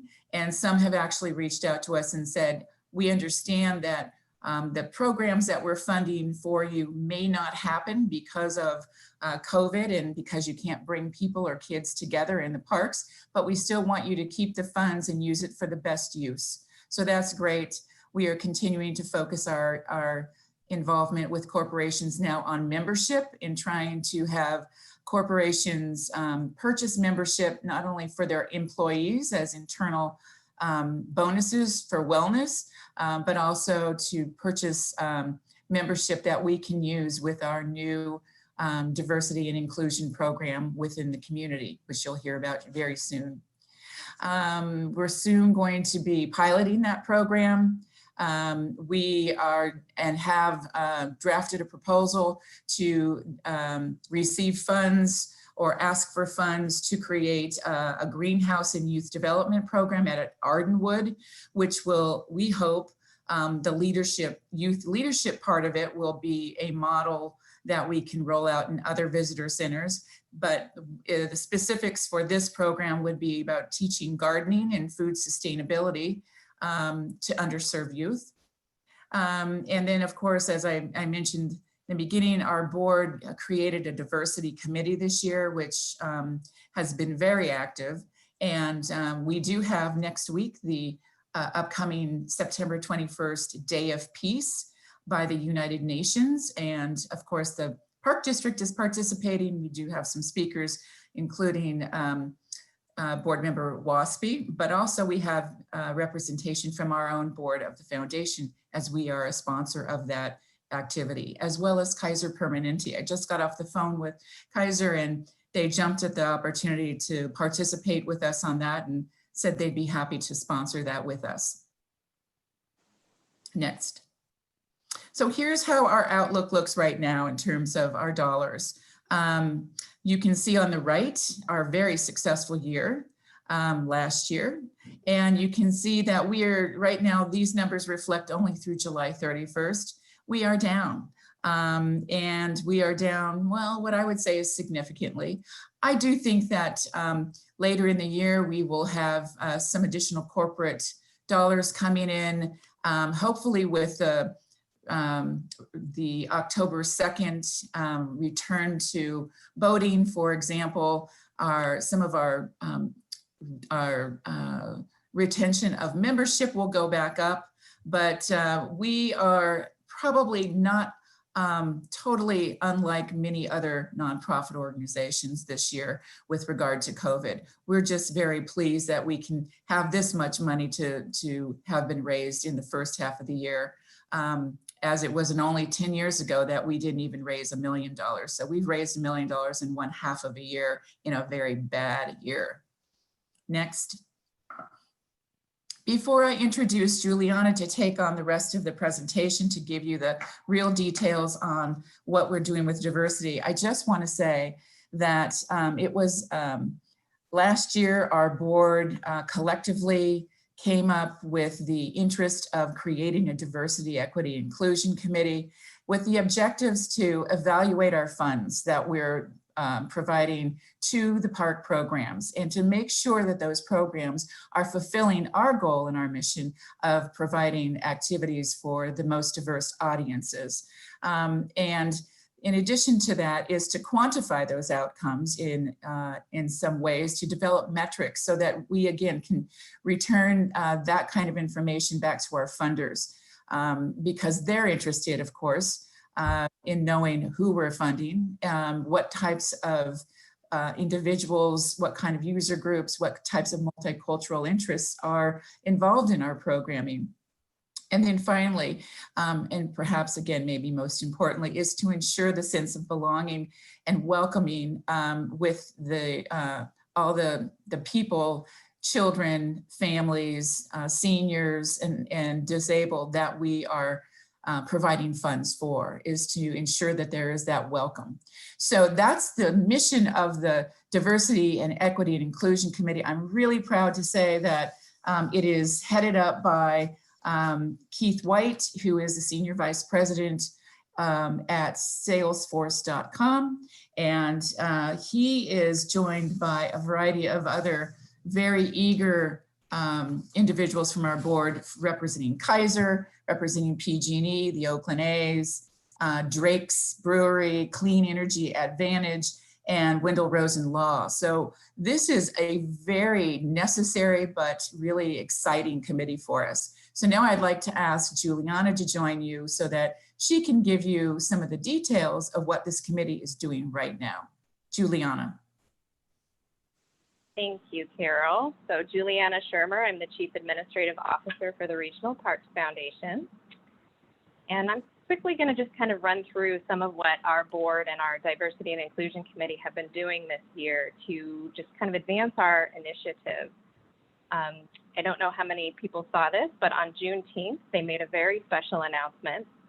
The board, not only are they committed to analyzing our current work and quantifying where we're being strong and where we have opportunities for growth, but they wanted to take action. And what was something could we do right now today to provide more access to the Black and Brown and people of color in these low-income, underserved communities?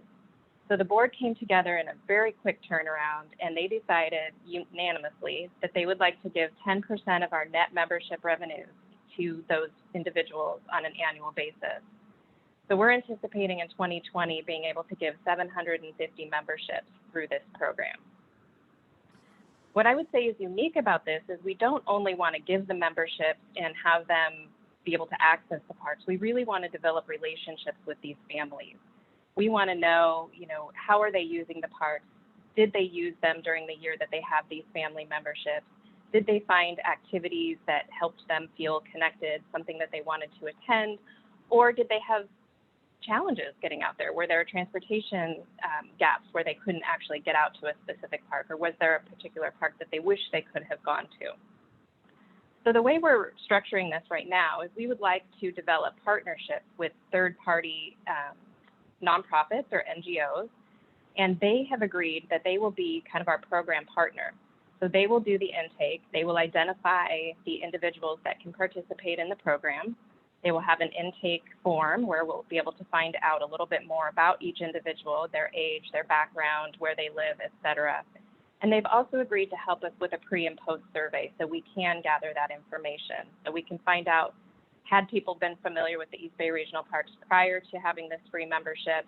And then on the back end, did they actually use it? What was their experience, et cetera? And our whole goal of this is to develop a deeper sense of belonging, not only with the individuals, but also with these community partners and the work that they're doing with the East Bay Regional Park District. In addition, we're pleased to say that we made our public announcement on Juneteenth. And since then, we have pitched this essentially to some of our corporate partners. And the very first organization that came online just within the last week is Marathon Petroleum. And they gave us a grant for something for public safety, and then they also committed $5,000 to provide 50 free memberships to Black and Brown community members around their refinery. So it's been very well received. We have several corporations and foundations that we work with very closely, including Kaiser Permanente, the Oakland A's, PG&E. We have a board member there. And then we also had Intersect Power. They're a new organization that reached out to us, and they're interested in a corporate membership. And as part of that, they asked if they could give the memberships that their employees would receive back to the community as free memberships. So we're working on the details of all of those now, but these wouldn't count towards our 750. These would be to augment and amplify what we're currently doing. So the way this is currently structured, of our 750 memberships, we would give 465 to new partner organizations. And some of the groups we're talking to right now include the Girl Scouts of Northern California. They have a very special program that aligns very closely with what we're trying to do. And then we would reach out to their counterparts with Boy Scouts. We've also had some initial conversations with Outdoor Afro, and we have partnerships with Latino Outdoors and the MLK Freedom Center. I will say we have a very long list of partners that we would like to reach out to and include in this in the future. We are just trying to keep it a little bit small in 2020 as we roll out the pilot and work out all of our processes on the pre and post surveys, et cetera. But next year, I think we have about 2 pages right now of organizations we would be interested in working. Of the remaining memberships, we've had conversation with the various program managers internally with the Park District, and they would like these to be available for their individuals as well. So these include the programs we've funded for a very long time, the Community Outreach Outdoor Program, After School Excursions to Parks, Teen Eco Action Week, and Mobile Education. So we've just listed a few of their partner organizations here so you can see the reach and scope of who would receive these. Girls Inc., they serve youth in East Oakland, Brothers on the Rise, Boys of Color in Oakland, Yes Nature to Neighborhoods in the Richmond area, Brown Girl Surf, again, individuals in Oakland, the Oakland Public Libraries, Ambrose Teen Center, City of Richmond, Radical Monarchs, Reach Ashland Youth Center, and the Rose Foundation. So that is our update for today. We're excited to share it with you, and we'll pause and ask you if you have any questions. Thank you very much, Carol and Juliana. I can't see anybody, so there you go. Does anybody have any questions or comments? Hello, Director Eccles, and then Director Lane. Thank you very much for your presentation. I was just wondering, so are you also offering these memberships to individuals? It wasn't quite clear because you said 465 memberships for new partner organizations. Does that mean that others go? Well, yeah, I guess let me ask my question more broadly. How exactly are you doing outreach, and how are you engaging underserved communities in this process? Go ahead, Juliana. Oh, Juliana, we can't hear you. To mute, sorry. So right now we're going through our current existing partners or relationships that have been developed with our board of directors. And this is really, again, because we're testing a pilot and we want to develop the intake forms to gather the program information for the participants, and we want to get the information from the pre and post surveys. So it's really more internal and I would say on a smaller scale right now. As we go more external next year, and I think we will have several more memberships available through our corporate partners that want to match our giving, then our intention would be to do a broader reach and maybe even do a community Zoom. I mean, I'd love to do it in person, but have a meeting where people can come together, hear about our program, and see if they would be interested in joining us as well. But our goal is to have this stretch through both counties. We want to serve, all genders. We want to serve all age groups. So right now, our, programs we're looking at do focus a little bit heavily on youth. But I will say it's equally as important to us to focus on seniors and veterans and others in the community as well. Any other questions? I do have a question. Juliana, with the Parks Foundation membership, maybe you can go through some of the benefits of that. And I was wondering, since the goal is outreach and having people come into the parks, whether maybe there might be a little extra something that could be added to that list that had something to do with more activities in the parks or recreation programs. But what do you have in store for them now? Sure. So currently, a membership that they would receive would provide them with 1 year. We're giving a family membership, so that would include them and their household. It gives them access for the year to all of our East Bay regional parks. It includes a day use parking placard. It includes free swimming during swim season. It will allow them to bring up to 3 dogs. And if their family has a horse or boat trailer that they would bring with them, they would have, that's included as well without additional parking fees. We also provide additional discounts and fee reductions for visiting Ardenwood and some of the other visitor centers throughout the year. So as far as ancillary things that we would offer, I would think through, because we do want to build that sense of welcoming and belonging, we would like them to, we want to share with them some of the INR programs that are currently existing and help be that bridge and invite them to some of the programs that the Park District is already offering. The Regional Parks Foundation, other than community outreach events, we don't usually develop programs, but I would say we would be that bridge and helping make sure people are connected to what the park district staff are already preparing and doing. Yeah, I was just thinking that, you know, you do have the various benefits of the foundation now, that maybe with these special memberships that you might want to, you know, add, I don't know, some, whatever, you name it, fishing lessons, kayaking, you know, a few things that we already do have to make them more accessible for families. I'd like to respond and say, first of all, the family memberships is for a total of 6 people to get into the parks. But with regard to the outreach, many of the individuals or families that will be receiving these free memberships are already participating with us in a variety of ways. So they're already going through some type of program that we have already funded for them. And this is kind of like an extra add-on benefit. So individuals that are going through opportunities to have a program with a naturalist or perhaps with a recreation specialist is the starting point where we're reaching out and using those agencies that we're working directly with, who are giving and bringing the families or the individuals. And then on top of it, we're basically saying, thank you. We really, really want to develop a relationship with you so that you will feel comfortable to return after your initial program or what have you. And so here's a park membership. So we're seeing it a little bit more like that, that it's a thank you for after they've already been successfully participating in a program or two. Of course, that is for the program, for the organizations that we're already working with. We do want to develop relationships with organizations we're not currently working with, and that will work a little bit differently. Okay, cool. But food for thought, maybe something in the future. Director Lane and then Director Eccles.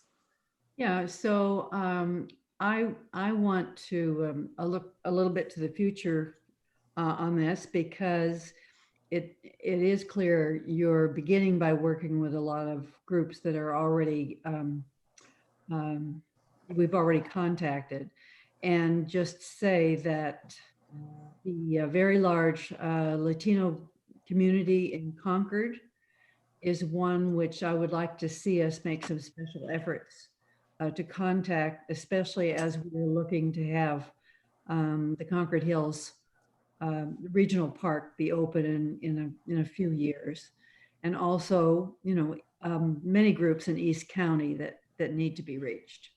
So thank you. Terrific. And I would invite any of the board members to forward any names of organizations that you know of that you would like us to consider to work with. Send that to myself or to Juliana, and we will add that to our Rolodex of possibilities. Thank you for the thoughts. Director Eccles. So my question is actually sort of following on the previous questions. So when you're thinking about what programs make the most sense, who is it that you're consulting in that? I think it's fabulous that these corporations are willing to provide the free memberships. And I guess my question is so, you know, if I'm a, you know, a mom with young kids in East Oakland, you know, how do you know what it is that I want and that what I most need from the park? I'm wondering if there's some type of outreach or polling or anything like that to really figure out, well, what do these folks most want from our parks? Well, that's an excellent question. And I see it twofold. One is we use our community relations MAC, which is our Multicultural Advisory Committee, and they are actually in place to assist the Park District in understanding the needs of the communities that we serve. That's the purpose of their involvement on the committee. So we have representatives from a variety of communities, a variety of cultures, a variety of ethnicities and backgrounds that are sharing with us on a regular basis kind of what is of interest. So that's one way that we are gathering information and data.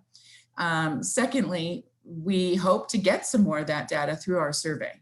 That's one of the purposes of putting out our survey. It's not just sending it out to existing members. We're really trying to poll the rest of the community, and we'll be looking for ways to reach those underserved communities. And most likely we'll be looking again to, for example, our MAC community members to assist us in getting our survey out in their communities so that we can hear back from those folks. We can hear back from individuals in different locations, in different cultural areas, different potential user groups, so that we have a better understanding of what it is that they're looking for. I might add lastly that we do partner a lot with what Government Affairs is doing in terms of their reach, in terms of survey work too. A lot of what that information brings in, we try to decipher in terms of what people are most interested in, what we're hearing out in the communities. And as you know, the Government Affairs right now is going through a multiple stage survey where it's not just through traditionally telephone, it's not just through the traditional email, but we're now going to be moving into listening sessions within the minority communities. We're actually partnering with UC Davis to help us do that. And so we're really trying every opportunity to identify new community groups of interest, but also those that we may not have seen in the parks before, and particularly those of color. So we're coordinating in every which way we can. Director Rosario?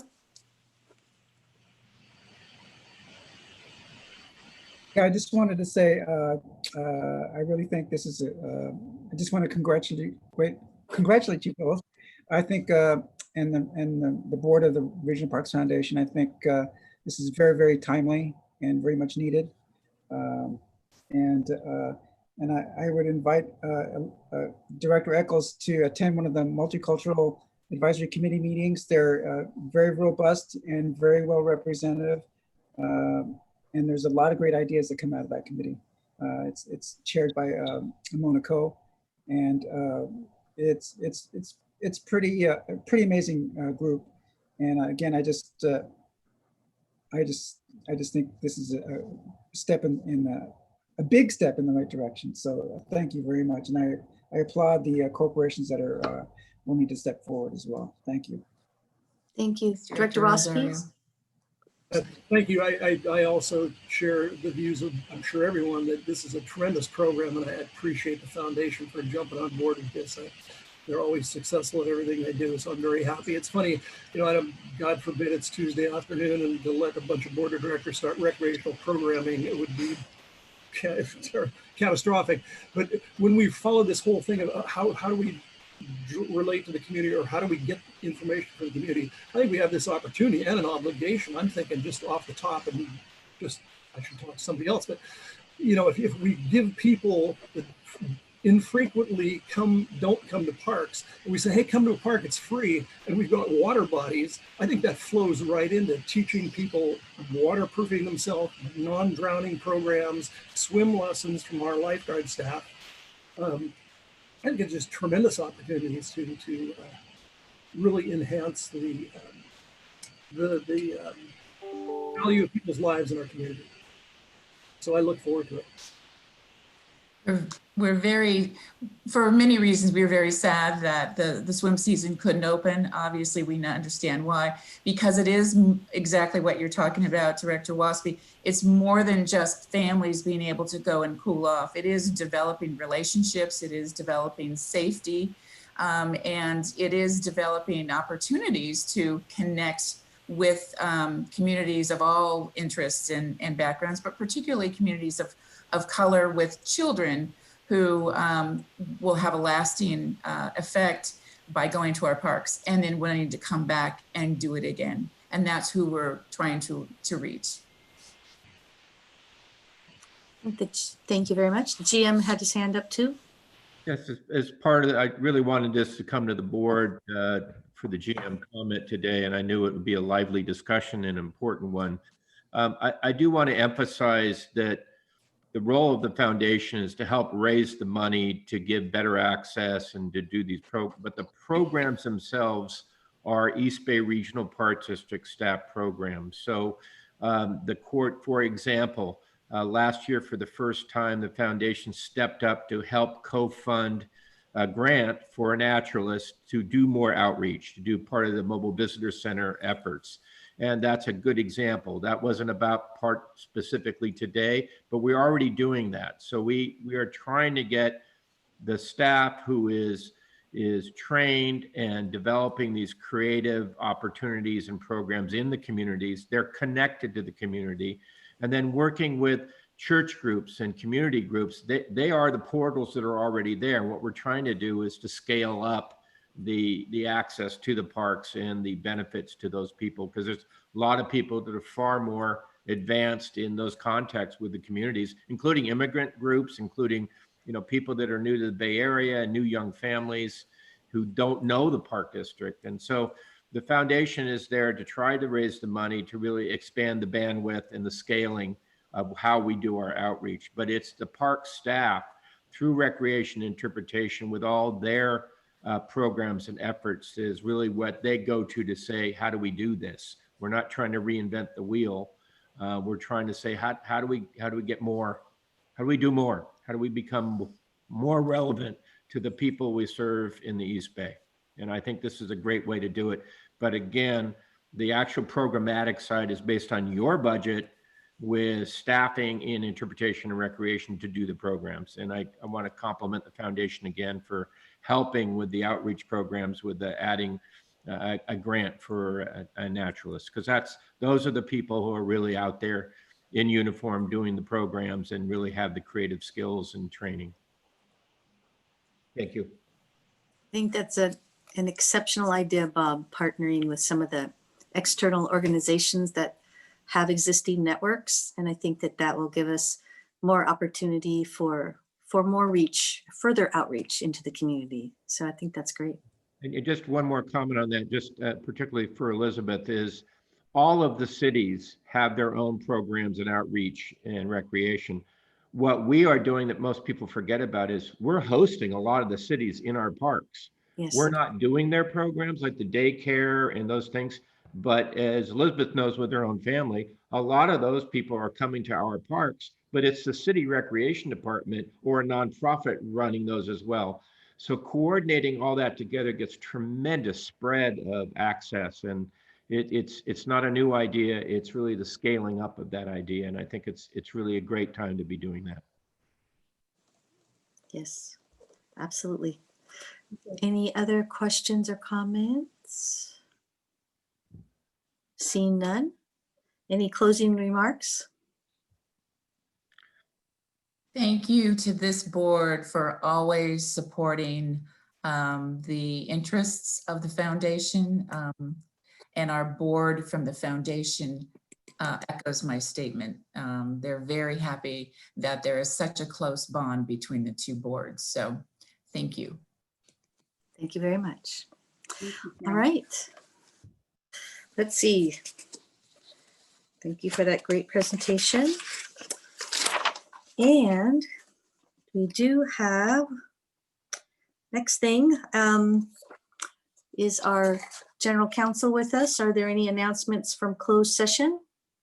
Board President Corbett, there are no announcements from closed session. Thank you very much. All right, and then board committee reports. We had an operations committee meeting on July 16th. Director Rosario, Chair of Operations, do you have anything to add to that?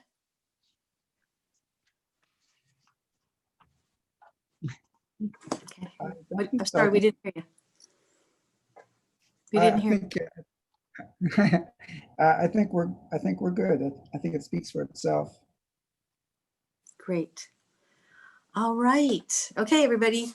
It is time for board comments. Who would like to go first? Any volunteers? Sure, I'll go. Okay, Director Rosario. Yeah, well, you know what, I'll start with my the meetings I attended, then I have a few things I want to add. Let's see, on 9/2, I met with AFSCME 2428 membership. I gave a presentation to the general membership and asking the union to write a letter to the governor in support of the Tesla, and asking the governor to preserve Tesla as non-motorized open space park. And I believe AFSCME 2428 agreed, and they did write a letter, and I wrote my own letter as well. And that was spurred by Celeste Garandi, who saved the Tesla group there. And she's trying to get as much support, as much pressure on the governor as possible. A lot of the environmental groups have already signed on. We've signed on as a park district. And now we're trying to get some of the unions to write letters as well. So AFSCME 2428 and Council 57 will be the first ones to write letters, and hopefully we'll gain more support that way. And then I attended on 9/3, I attended the subcommittee for the executive board subcommittee, where we had very good discussion about the Concord Naval Weapons Station naming. And we did delay it again, but I think it's well worth the delay to incorporate all of the different comments that are there. And as we all know, that this is a place of many faces, many stories, and we just wanted to make sure that we got as much input as possible. But yeah, I think we'll be seeing that pretty soon. And then also that same day, I attended the Contra Costa Mayor's Conference, which was very interesting. They were talking about alternative policing methods and how to fund it. And it goes currently with the movement to what's called defund the police, but it's really about reallocating resources to appropriate sources to deal with the different things that the police really unburdens the police from doing things that they shouldn't have to do, like dealing with the homeless and domestic violence and mental illness. And so the mayors of Contra Costa are taking it very seriously, and they're looking for ways to fund those programs that they're proposing. And then I attended the Alameda County Special Districts Association meeting.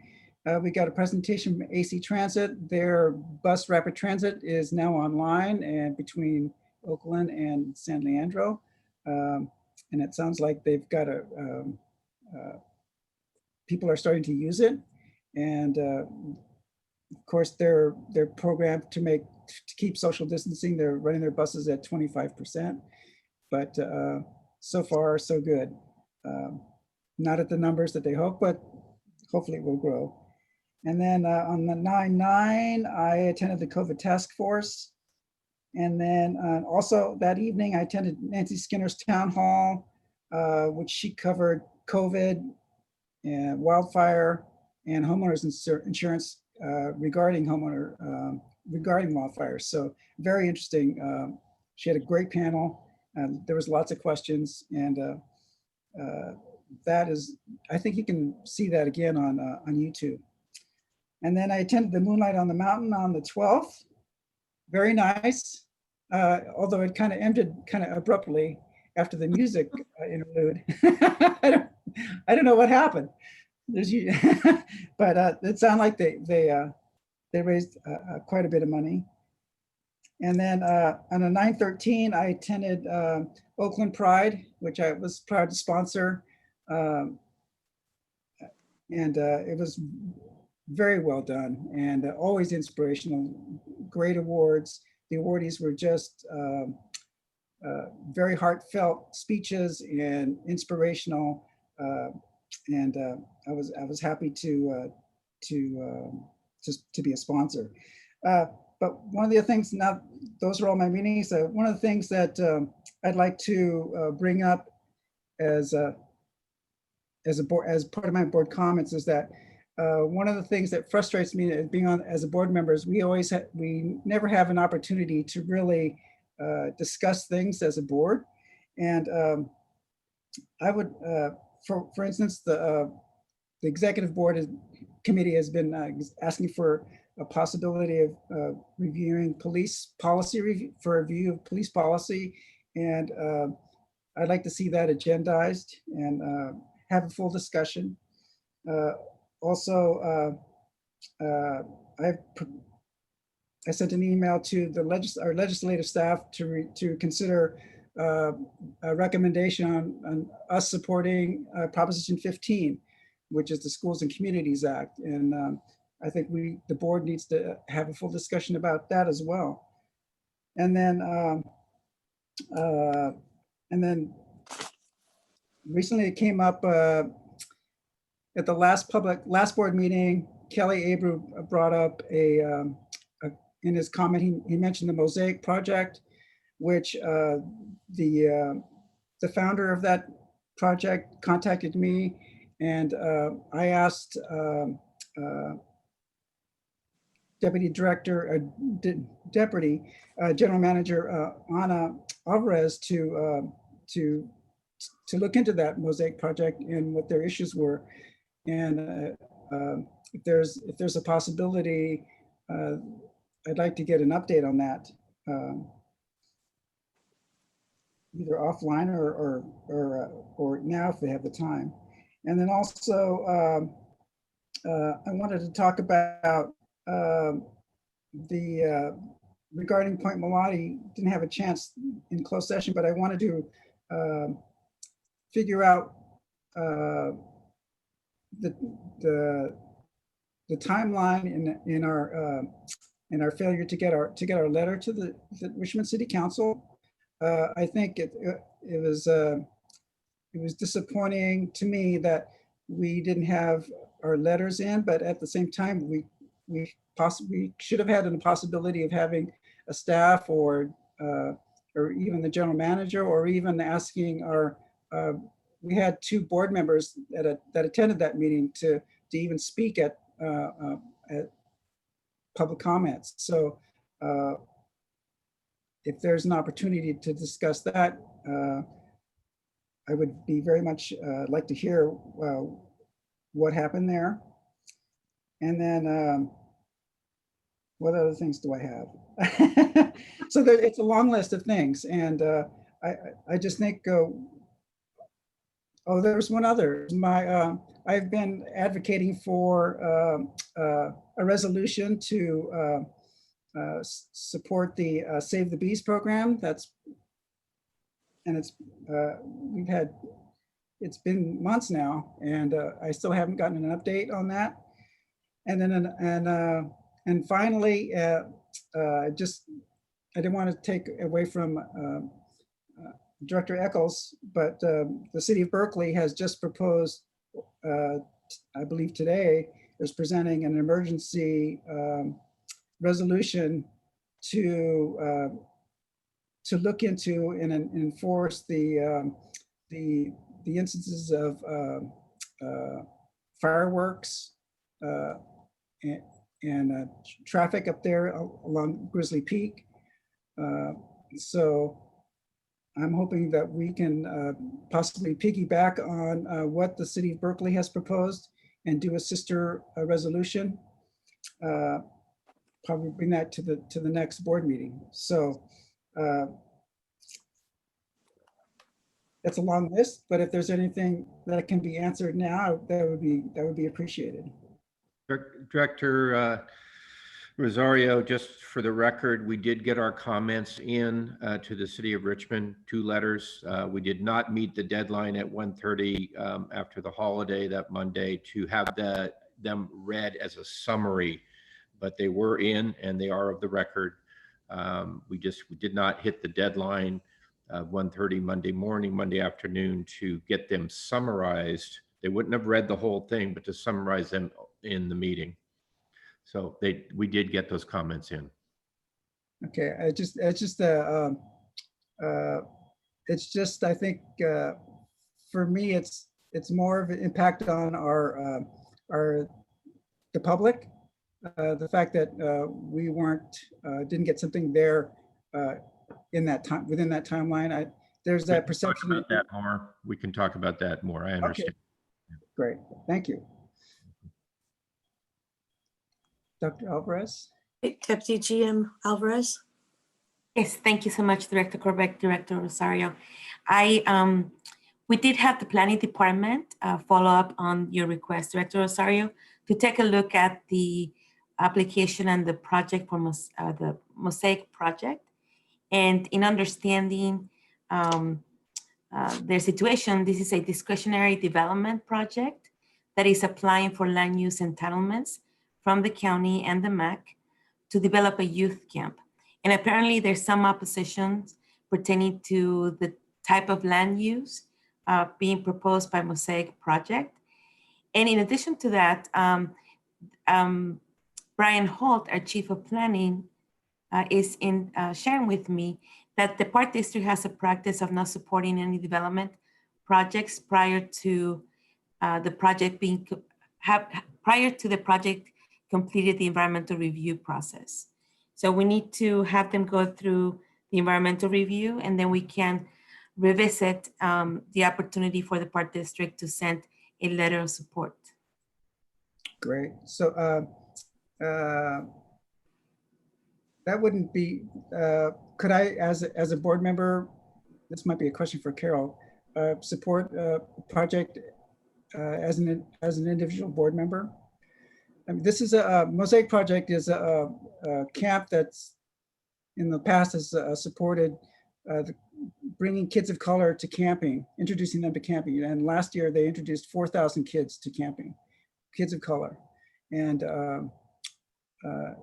is there a conflict of interest if I, as a board member, write a letter to the county in support?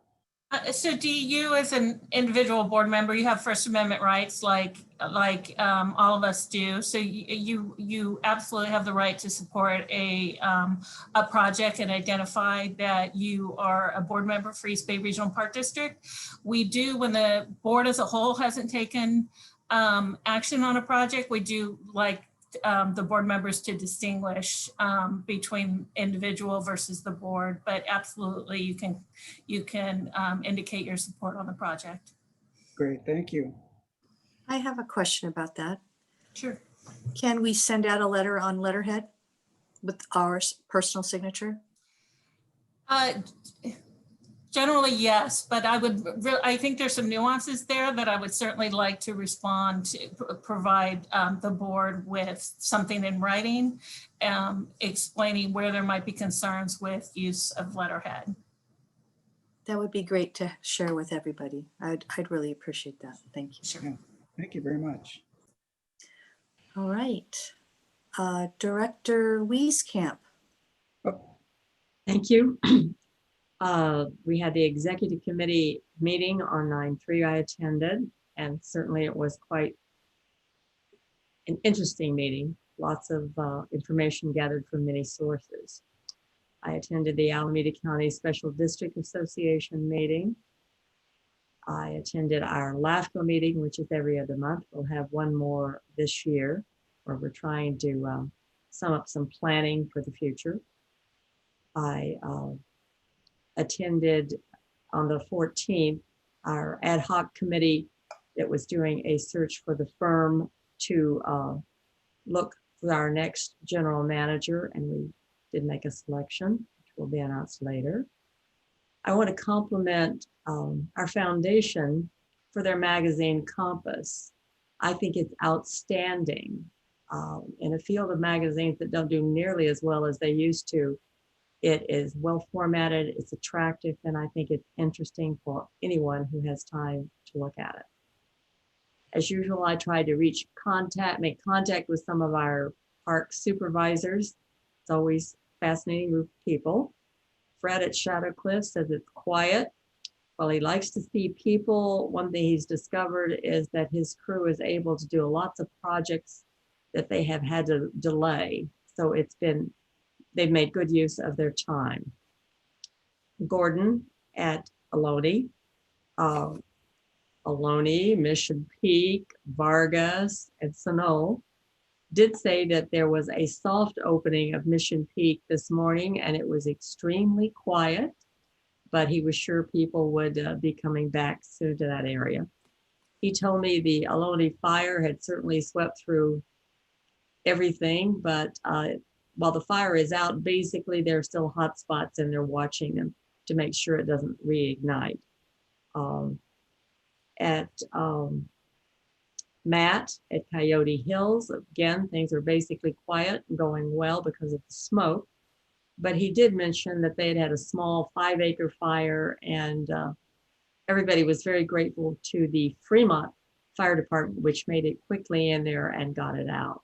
So as usual, fire departments work well together. And I certainly appreciate Fremont and their fire department coming in there and putting that fire out. That's it. Thank you very much, Director Wieskamp. Director Lane. All right, thank you. First, meetings, I did sit in on the executive committee meeting and I found it very interesting. I don't always do that, but it was the Concord Hills naming that was discussed. And I think it was a good idea to not make a decision that day. And I think we are looking at making a decision for the end of the year, which I think would be good. Then we had natural and cultural resources meeting, which is again, always, you always learn something there. And we did have a report on the status of our archives and our cultural resources, which was quite an eye opener and will come back to us again. And then I too went to the mayor's conference, very long meeting, and the focus was really on mental health, which I think people are calling behavioral health now, and how the county could better coordinate with cities in addressing this issue. And of course, it's becoming a bigger issue with COVID. So that was quite an interesting meeting. Then I talked to Matt Moore at Las Trampas a little bit about how Burrell is coming along. And my interest is in seeing us do the plan so we know what the access is to the park and what the footprint will be for the recreational aspects, so that we can know where we want to have the walnut trees successfully nurtured or replanted, because it takes a while for those trees to grow to maturity. And did some hiking, Lafayette Moraga Trail, which was really very lovely and shady and a good time. George Miller Trail, and ended up going to Half Moon Bay. It's a little out of the district, but it was the ocean. So, as a Southern California person, I like to occasionally get to the ocean. Then went to Moonlight on the Mountain as well, in which Malcolm Sproul was honored with the outstanding award. And that was particularly why I wanted to go to that meeting, because he has been extraordinary in his support for Save Mount Diablo and in his work as well. He's sometimes worked for the Park District, but just a very sweet guy and very modest about his accomplishments. And then I do want to say, since I know we're looking at the budget now, I was really sorry to hear Kip Walsh is going to leave us, and I know we need to be sure we are filling those positions at HR. And I feel very strongly that we need to replace our cultural resources coordinator and be sure that Dave Zuckerman's position in coordinating natural and recreation is filled, because those two positions are now very pivotal for the Park District. Then Save Mount Diablo, you know, when you signed up that you were going there, they sent you a bag with a few goodies, a little Chotzi. And one thing that they sent was Save Mount Diablo mask, which reminded me that I was hoping we would have a Park District green mask with a leaf myself, not on the nose, but somewhere on the side. And so I'm just wondering where that conversation is for a Park District mask. And then I too just want to send my best regards to the people who have been suffering through this fire pandemic. So we have two pandemics. You know, I go to Ashland every year and to see Talent and Phoenix and part of Medford burn like that, in addition to the losses we had at Round Valley and Morgan Territory, makes it a stressful time as we look at it, in addition to not being able to breathe the air outside. So I want to thank everybody, all those firefighters, and also say a special thank you to our staff, because we are coping with being inside, outside, and how we manage the parks with not as many people as we've had in the past, plus the fires. And I just want to say to staff how much I appreciate the work you're doing, and I'll try and not give you any more work. So thank you. Are we taking bets on that? No, you shouldn't take any bets on that, you know. Short term. Oh yes, and then I did want to mention that, that sometimes I do send off letters and identify myself as a park board member, but generally I have my own stationery, which is a Poppy stationery, and identifies me as a Park District board of directors. And I think we need to be very careful with that, because I think generally our stationery should reflect policy of the entire Park District and board when we send something out like that. And there are some options, because of course you can always identify yourself, put a card in, and still make a point that represents the Park District to a certain degree. So thank you. Thank you. Director Coffey. I was just thinking from Director Blaine's comments that I'm a signatory, I think Bev knows, on the Save Sand Creek Antioch initiative that's on the ballot in November. And I know, Bev, you've been a signatory on local ballot measures within your ward on land use issues, development issues. And Right.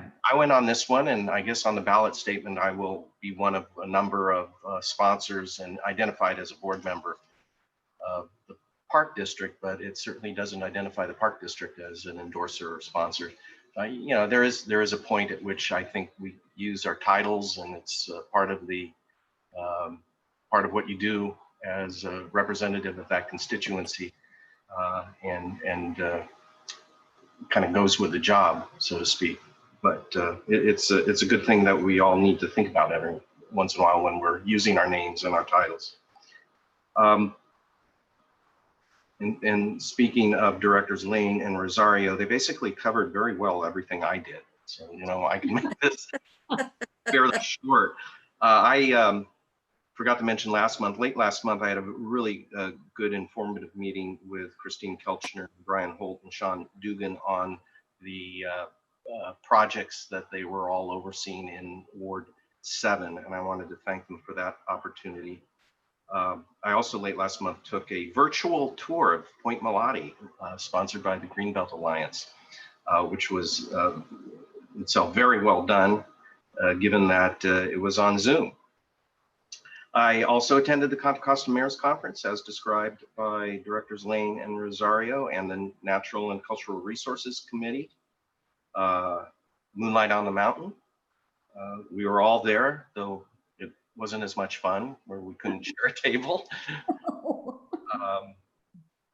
A little less dangerous on the auction, I think, just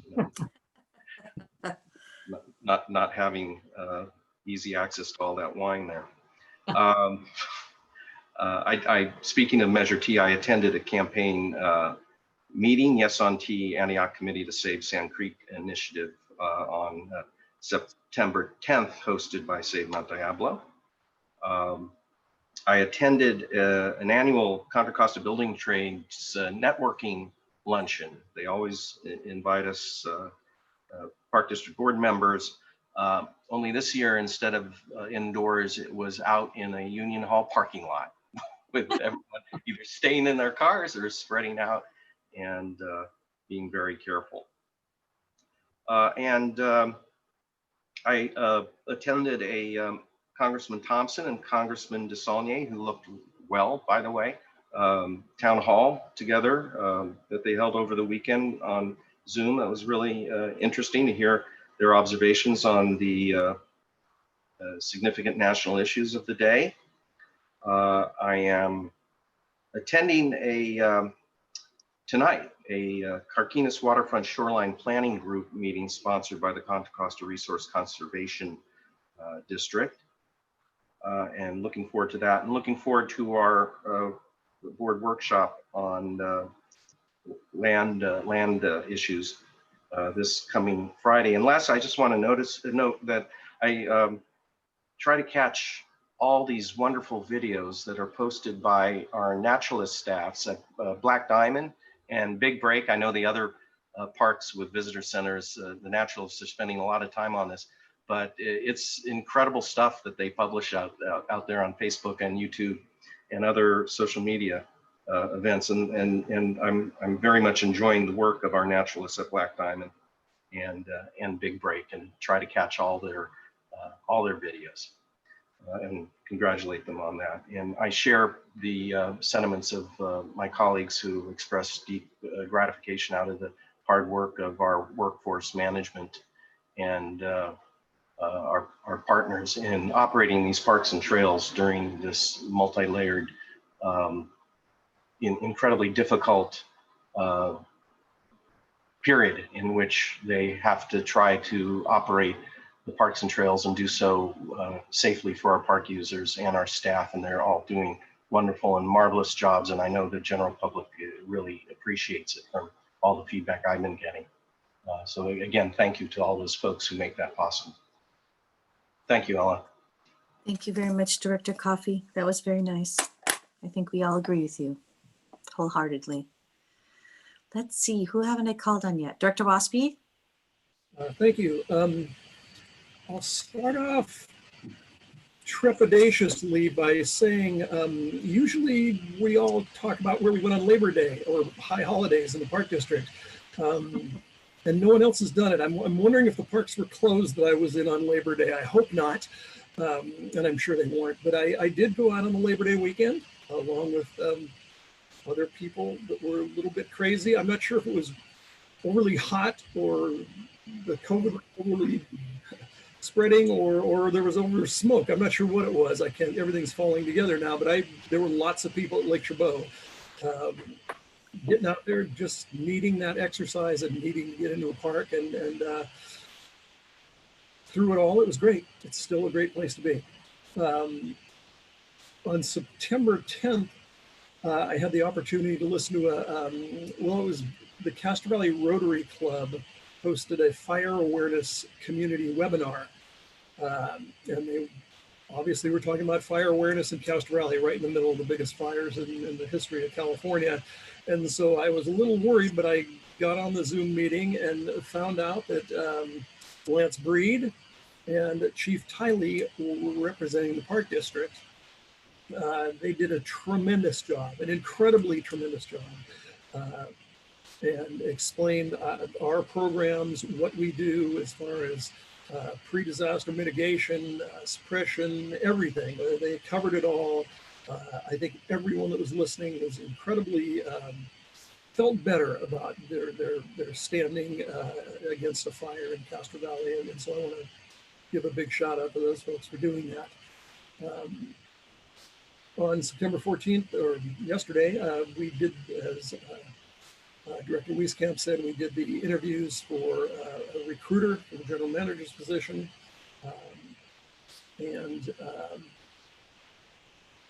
Boy, that's it.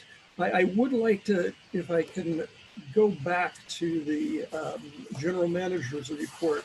I do have a special concern on page 146 when we're talking about our police department and some of the things that they were involved in the parks, which are many, and I'm very happy they're still out there and able to do such great work. But in particular, I don't know what the word I could use is because we're in a public meeting, but on July 7th, an officer took a report of felony vandalism where 2 subjects defecated rocks at Little Yosemite and Sunol.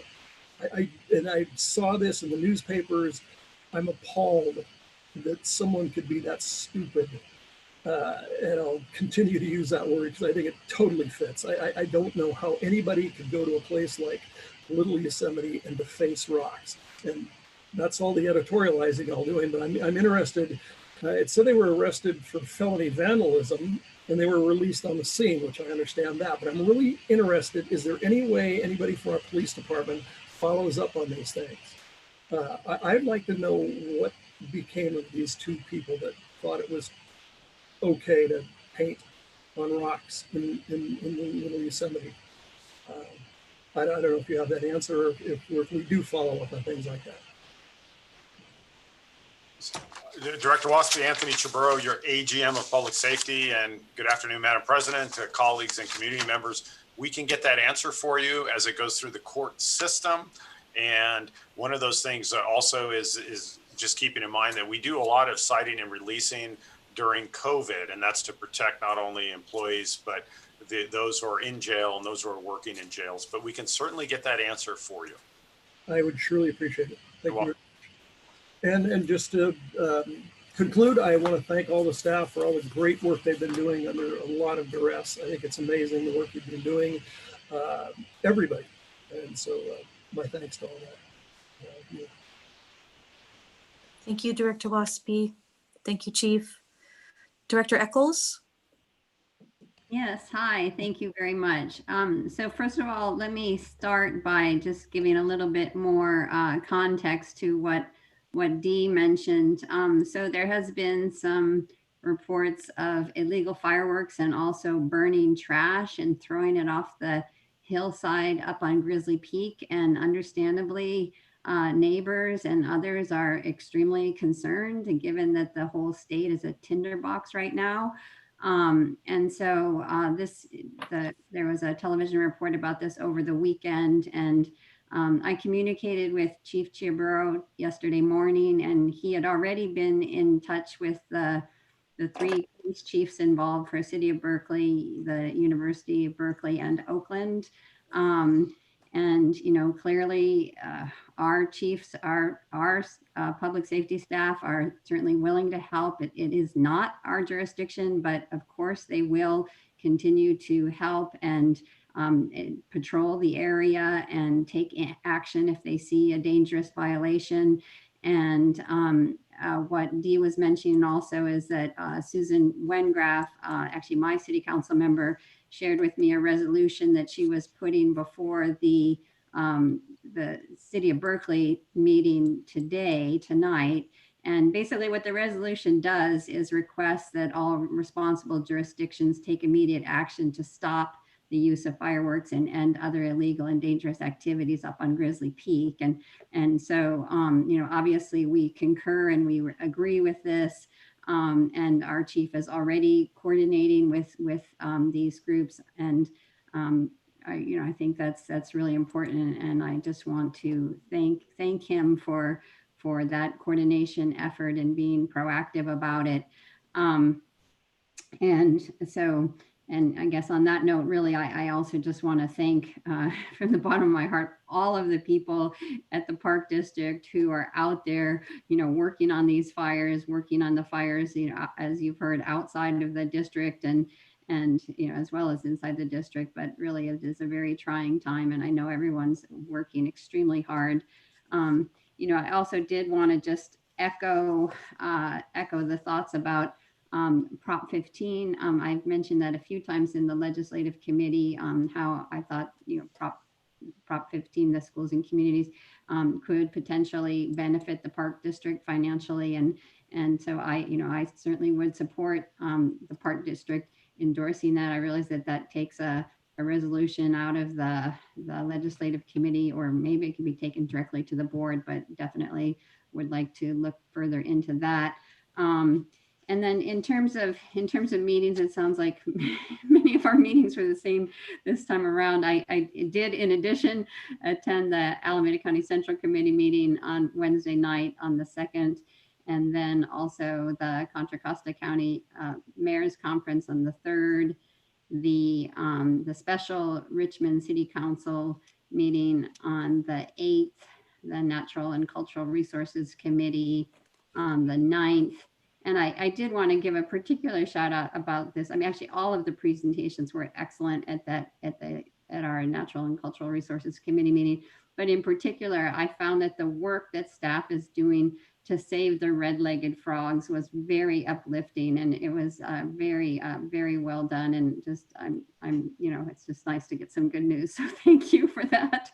And then finally, I also attended the event that Save Mount Diablo put on Moonlight on the Mountain on the 12th. So yeah, so thanks to everybody.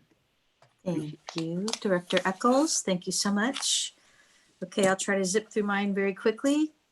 On September 2nd, I attended the weekly EOC. On September 3rd, I attended the Board Executive Committee meeting, and I wanted to speak about that briefly.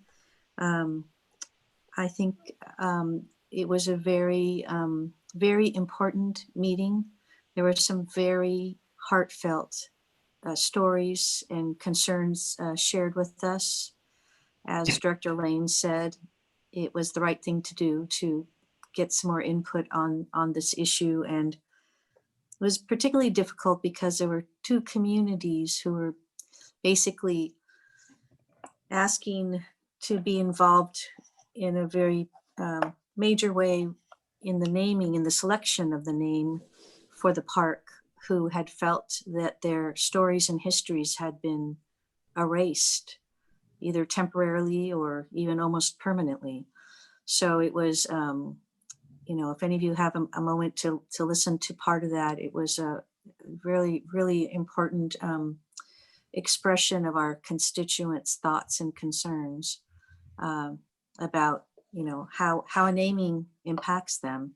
And I know that namings are always a very important process, and they're not always easy, but there's so many significant stories to tell at this piece of land, with regard to this piece of land, this beautiful, beautiful piece of land that has been given to us, that all the care we can in making those decisions will be important. And I know the board shares those thoughts and concerns. It was a very interesting, heartfelt meeting. I wanted to mention on September 3rd, because I was chairing the executive committee, I wasn't able to go to visit the staging area. I got an invitation to visit the staging area for CAL FIRE, for the SCU fire. And I thought that was very nice that they had included some of us local elected officials. I would have liked to have gone there and given my thank yous, but I was at executive committee. But we, again, stop and reflect about all that important work that our firefighters are doing all over the state. And in particular, I think these local fires, obviously they really hit home. We don't always hear about our own parks and numbers of our parks burning at the same time. And even friends and neighbors of ours who were under evacuation orders, like they were up in the Fremont Hills. So thank you to everybody who did everything they could to help protect lives and property. And again, we reflect on those lives that have been lost and the properties as well. So on September 4th, I had a meeting with Burnt Ives on GM transition. On September 5th, Saturday, I attended the MLK Rally Committee meeting that happens monthly. We're planning most likely for a virtual Martin Luther King celebration this next January. So put it on your calendars. It will happen. It just may be virtual this time. And I hope you all can join us. On September 6th, speaking of Labor Day weekend, on Sunday, when the weather was like 100 degrees in Alameda, I know that's rare. I went out to see what was going on at Crown Beach. And I just, again, want to thank our public safety, our very committed public safety officers, because the beach was just slammed. I've never seen so many people on a beach anywhere, let alone Crown Beach.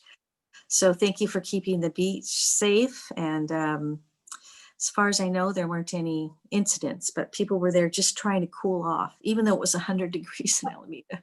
It was crazy. Can you imagine that, Anne? 100 No. degrees in Alameda? Not fair. I mean, I've frozen to death at Crown Beach. At least it wasn't 110 like it might have been in Livermore. You're probably So let's see. The next meeting on September 9th, I attended the EOC again on the Wednesday. I also attended the Joint Labor Task Force that day. Dennis wasn't present, so I stepped in for Dennis on that day. And on the 12th, I also attended Moonlight on the Mountain. Always a great event. You know, I missed being able to see the moon go behind the mountain, but nonetheless, it was a very nice event for a really great cause. September 14th, I attended the GM recruitment interviews as well, and we'll have an update for all of you on Friday. So I know you're looking forward to that. I met with ASD yesterday to get a briefing on Oyster Bay Park. So thank you so much for that. And then this morning, you know, I always have my regular pre-meeting briefing with the general manager, but we were also joined by AGM Christina Kelchner, so we could start to work on a little bit of planning for Friday's meeting, the land session. So I look forward to seeing you all there and making sure that we have a great land session. And I'm happy to say the land session will not disappoint. I understand that our general manager will be sharing with us some really amazing stories about battles and victories and history of our preservation of land throughout the East Bay. Very, very significant work that the general manager has been involved in protecting open space lands. And I always look forward to that one because I love to hear the stories. And let's see, what else? I think that's it, except for I would also say, I'm very sorry to see Kip Walsh leave. I think she's done really wonderful work while she's been with us, helping rebuild the HR department. And I know we'll all be looking towards and looking forward to making sure that we build that department and rebuild that department and make sure it has the resources it needs to do the important job that they do there. And the last thing, it shouldn't be quick, but just very quickly, I just agree with all of the rest of the staff. Thank you to our fine, committed staff who is working under very challenging conditions right now, that they still get up and go to work, make sure our parks are open, and give people a place to have a little peace in the midst of all this interesting times that we're in. But it will get better because it can't get worse, right? So it will get better and the sun will come up tomorrow. The sky might be orange, but the sun will still come up tomorrow. So thank you all very much. And if that's it, I see our AGM of Public Safety, Chief Chaburo. I know how hard you and all your peeps are working, both in fire and police. Please thank them and let them know how much we appreciate them. And we know how hard they're working out there in the midst of all the smoke and everything else and the heat last week. So thank you so much. You're And if welcome. that's it, I was just going to tell you, you're most welcome. My apologies for interrupting. I wanted to update Mr. Waspy that they were charged with 2 counts each of felony vandalism. Those are the 2 suspects that we arrested with the help of park operations and of course our park patrons. Those are the vandalism suspects. And thank you. I have a wonderful staff and it's easy when I have the staff that I do. So thank you. Well, we very much appreciate them. Please let them know. All right, everybody. Have you had enough fun for today? All right, this meeting is adjourned. We'll see you at the next one. On time. Congratulations. Oh, are we on time?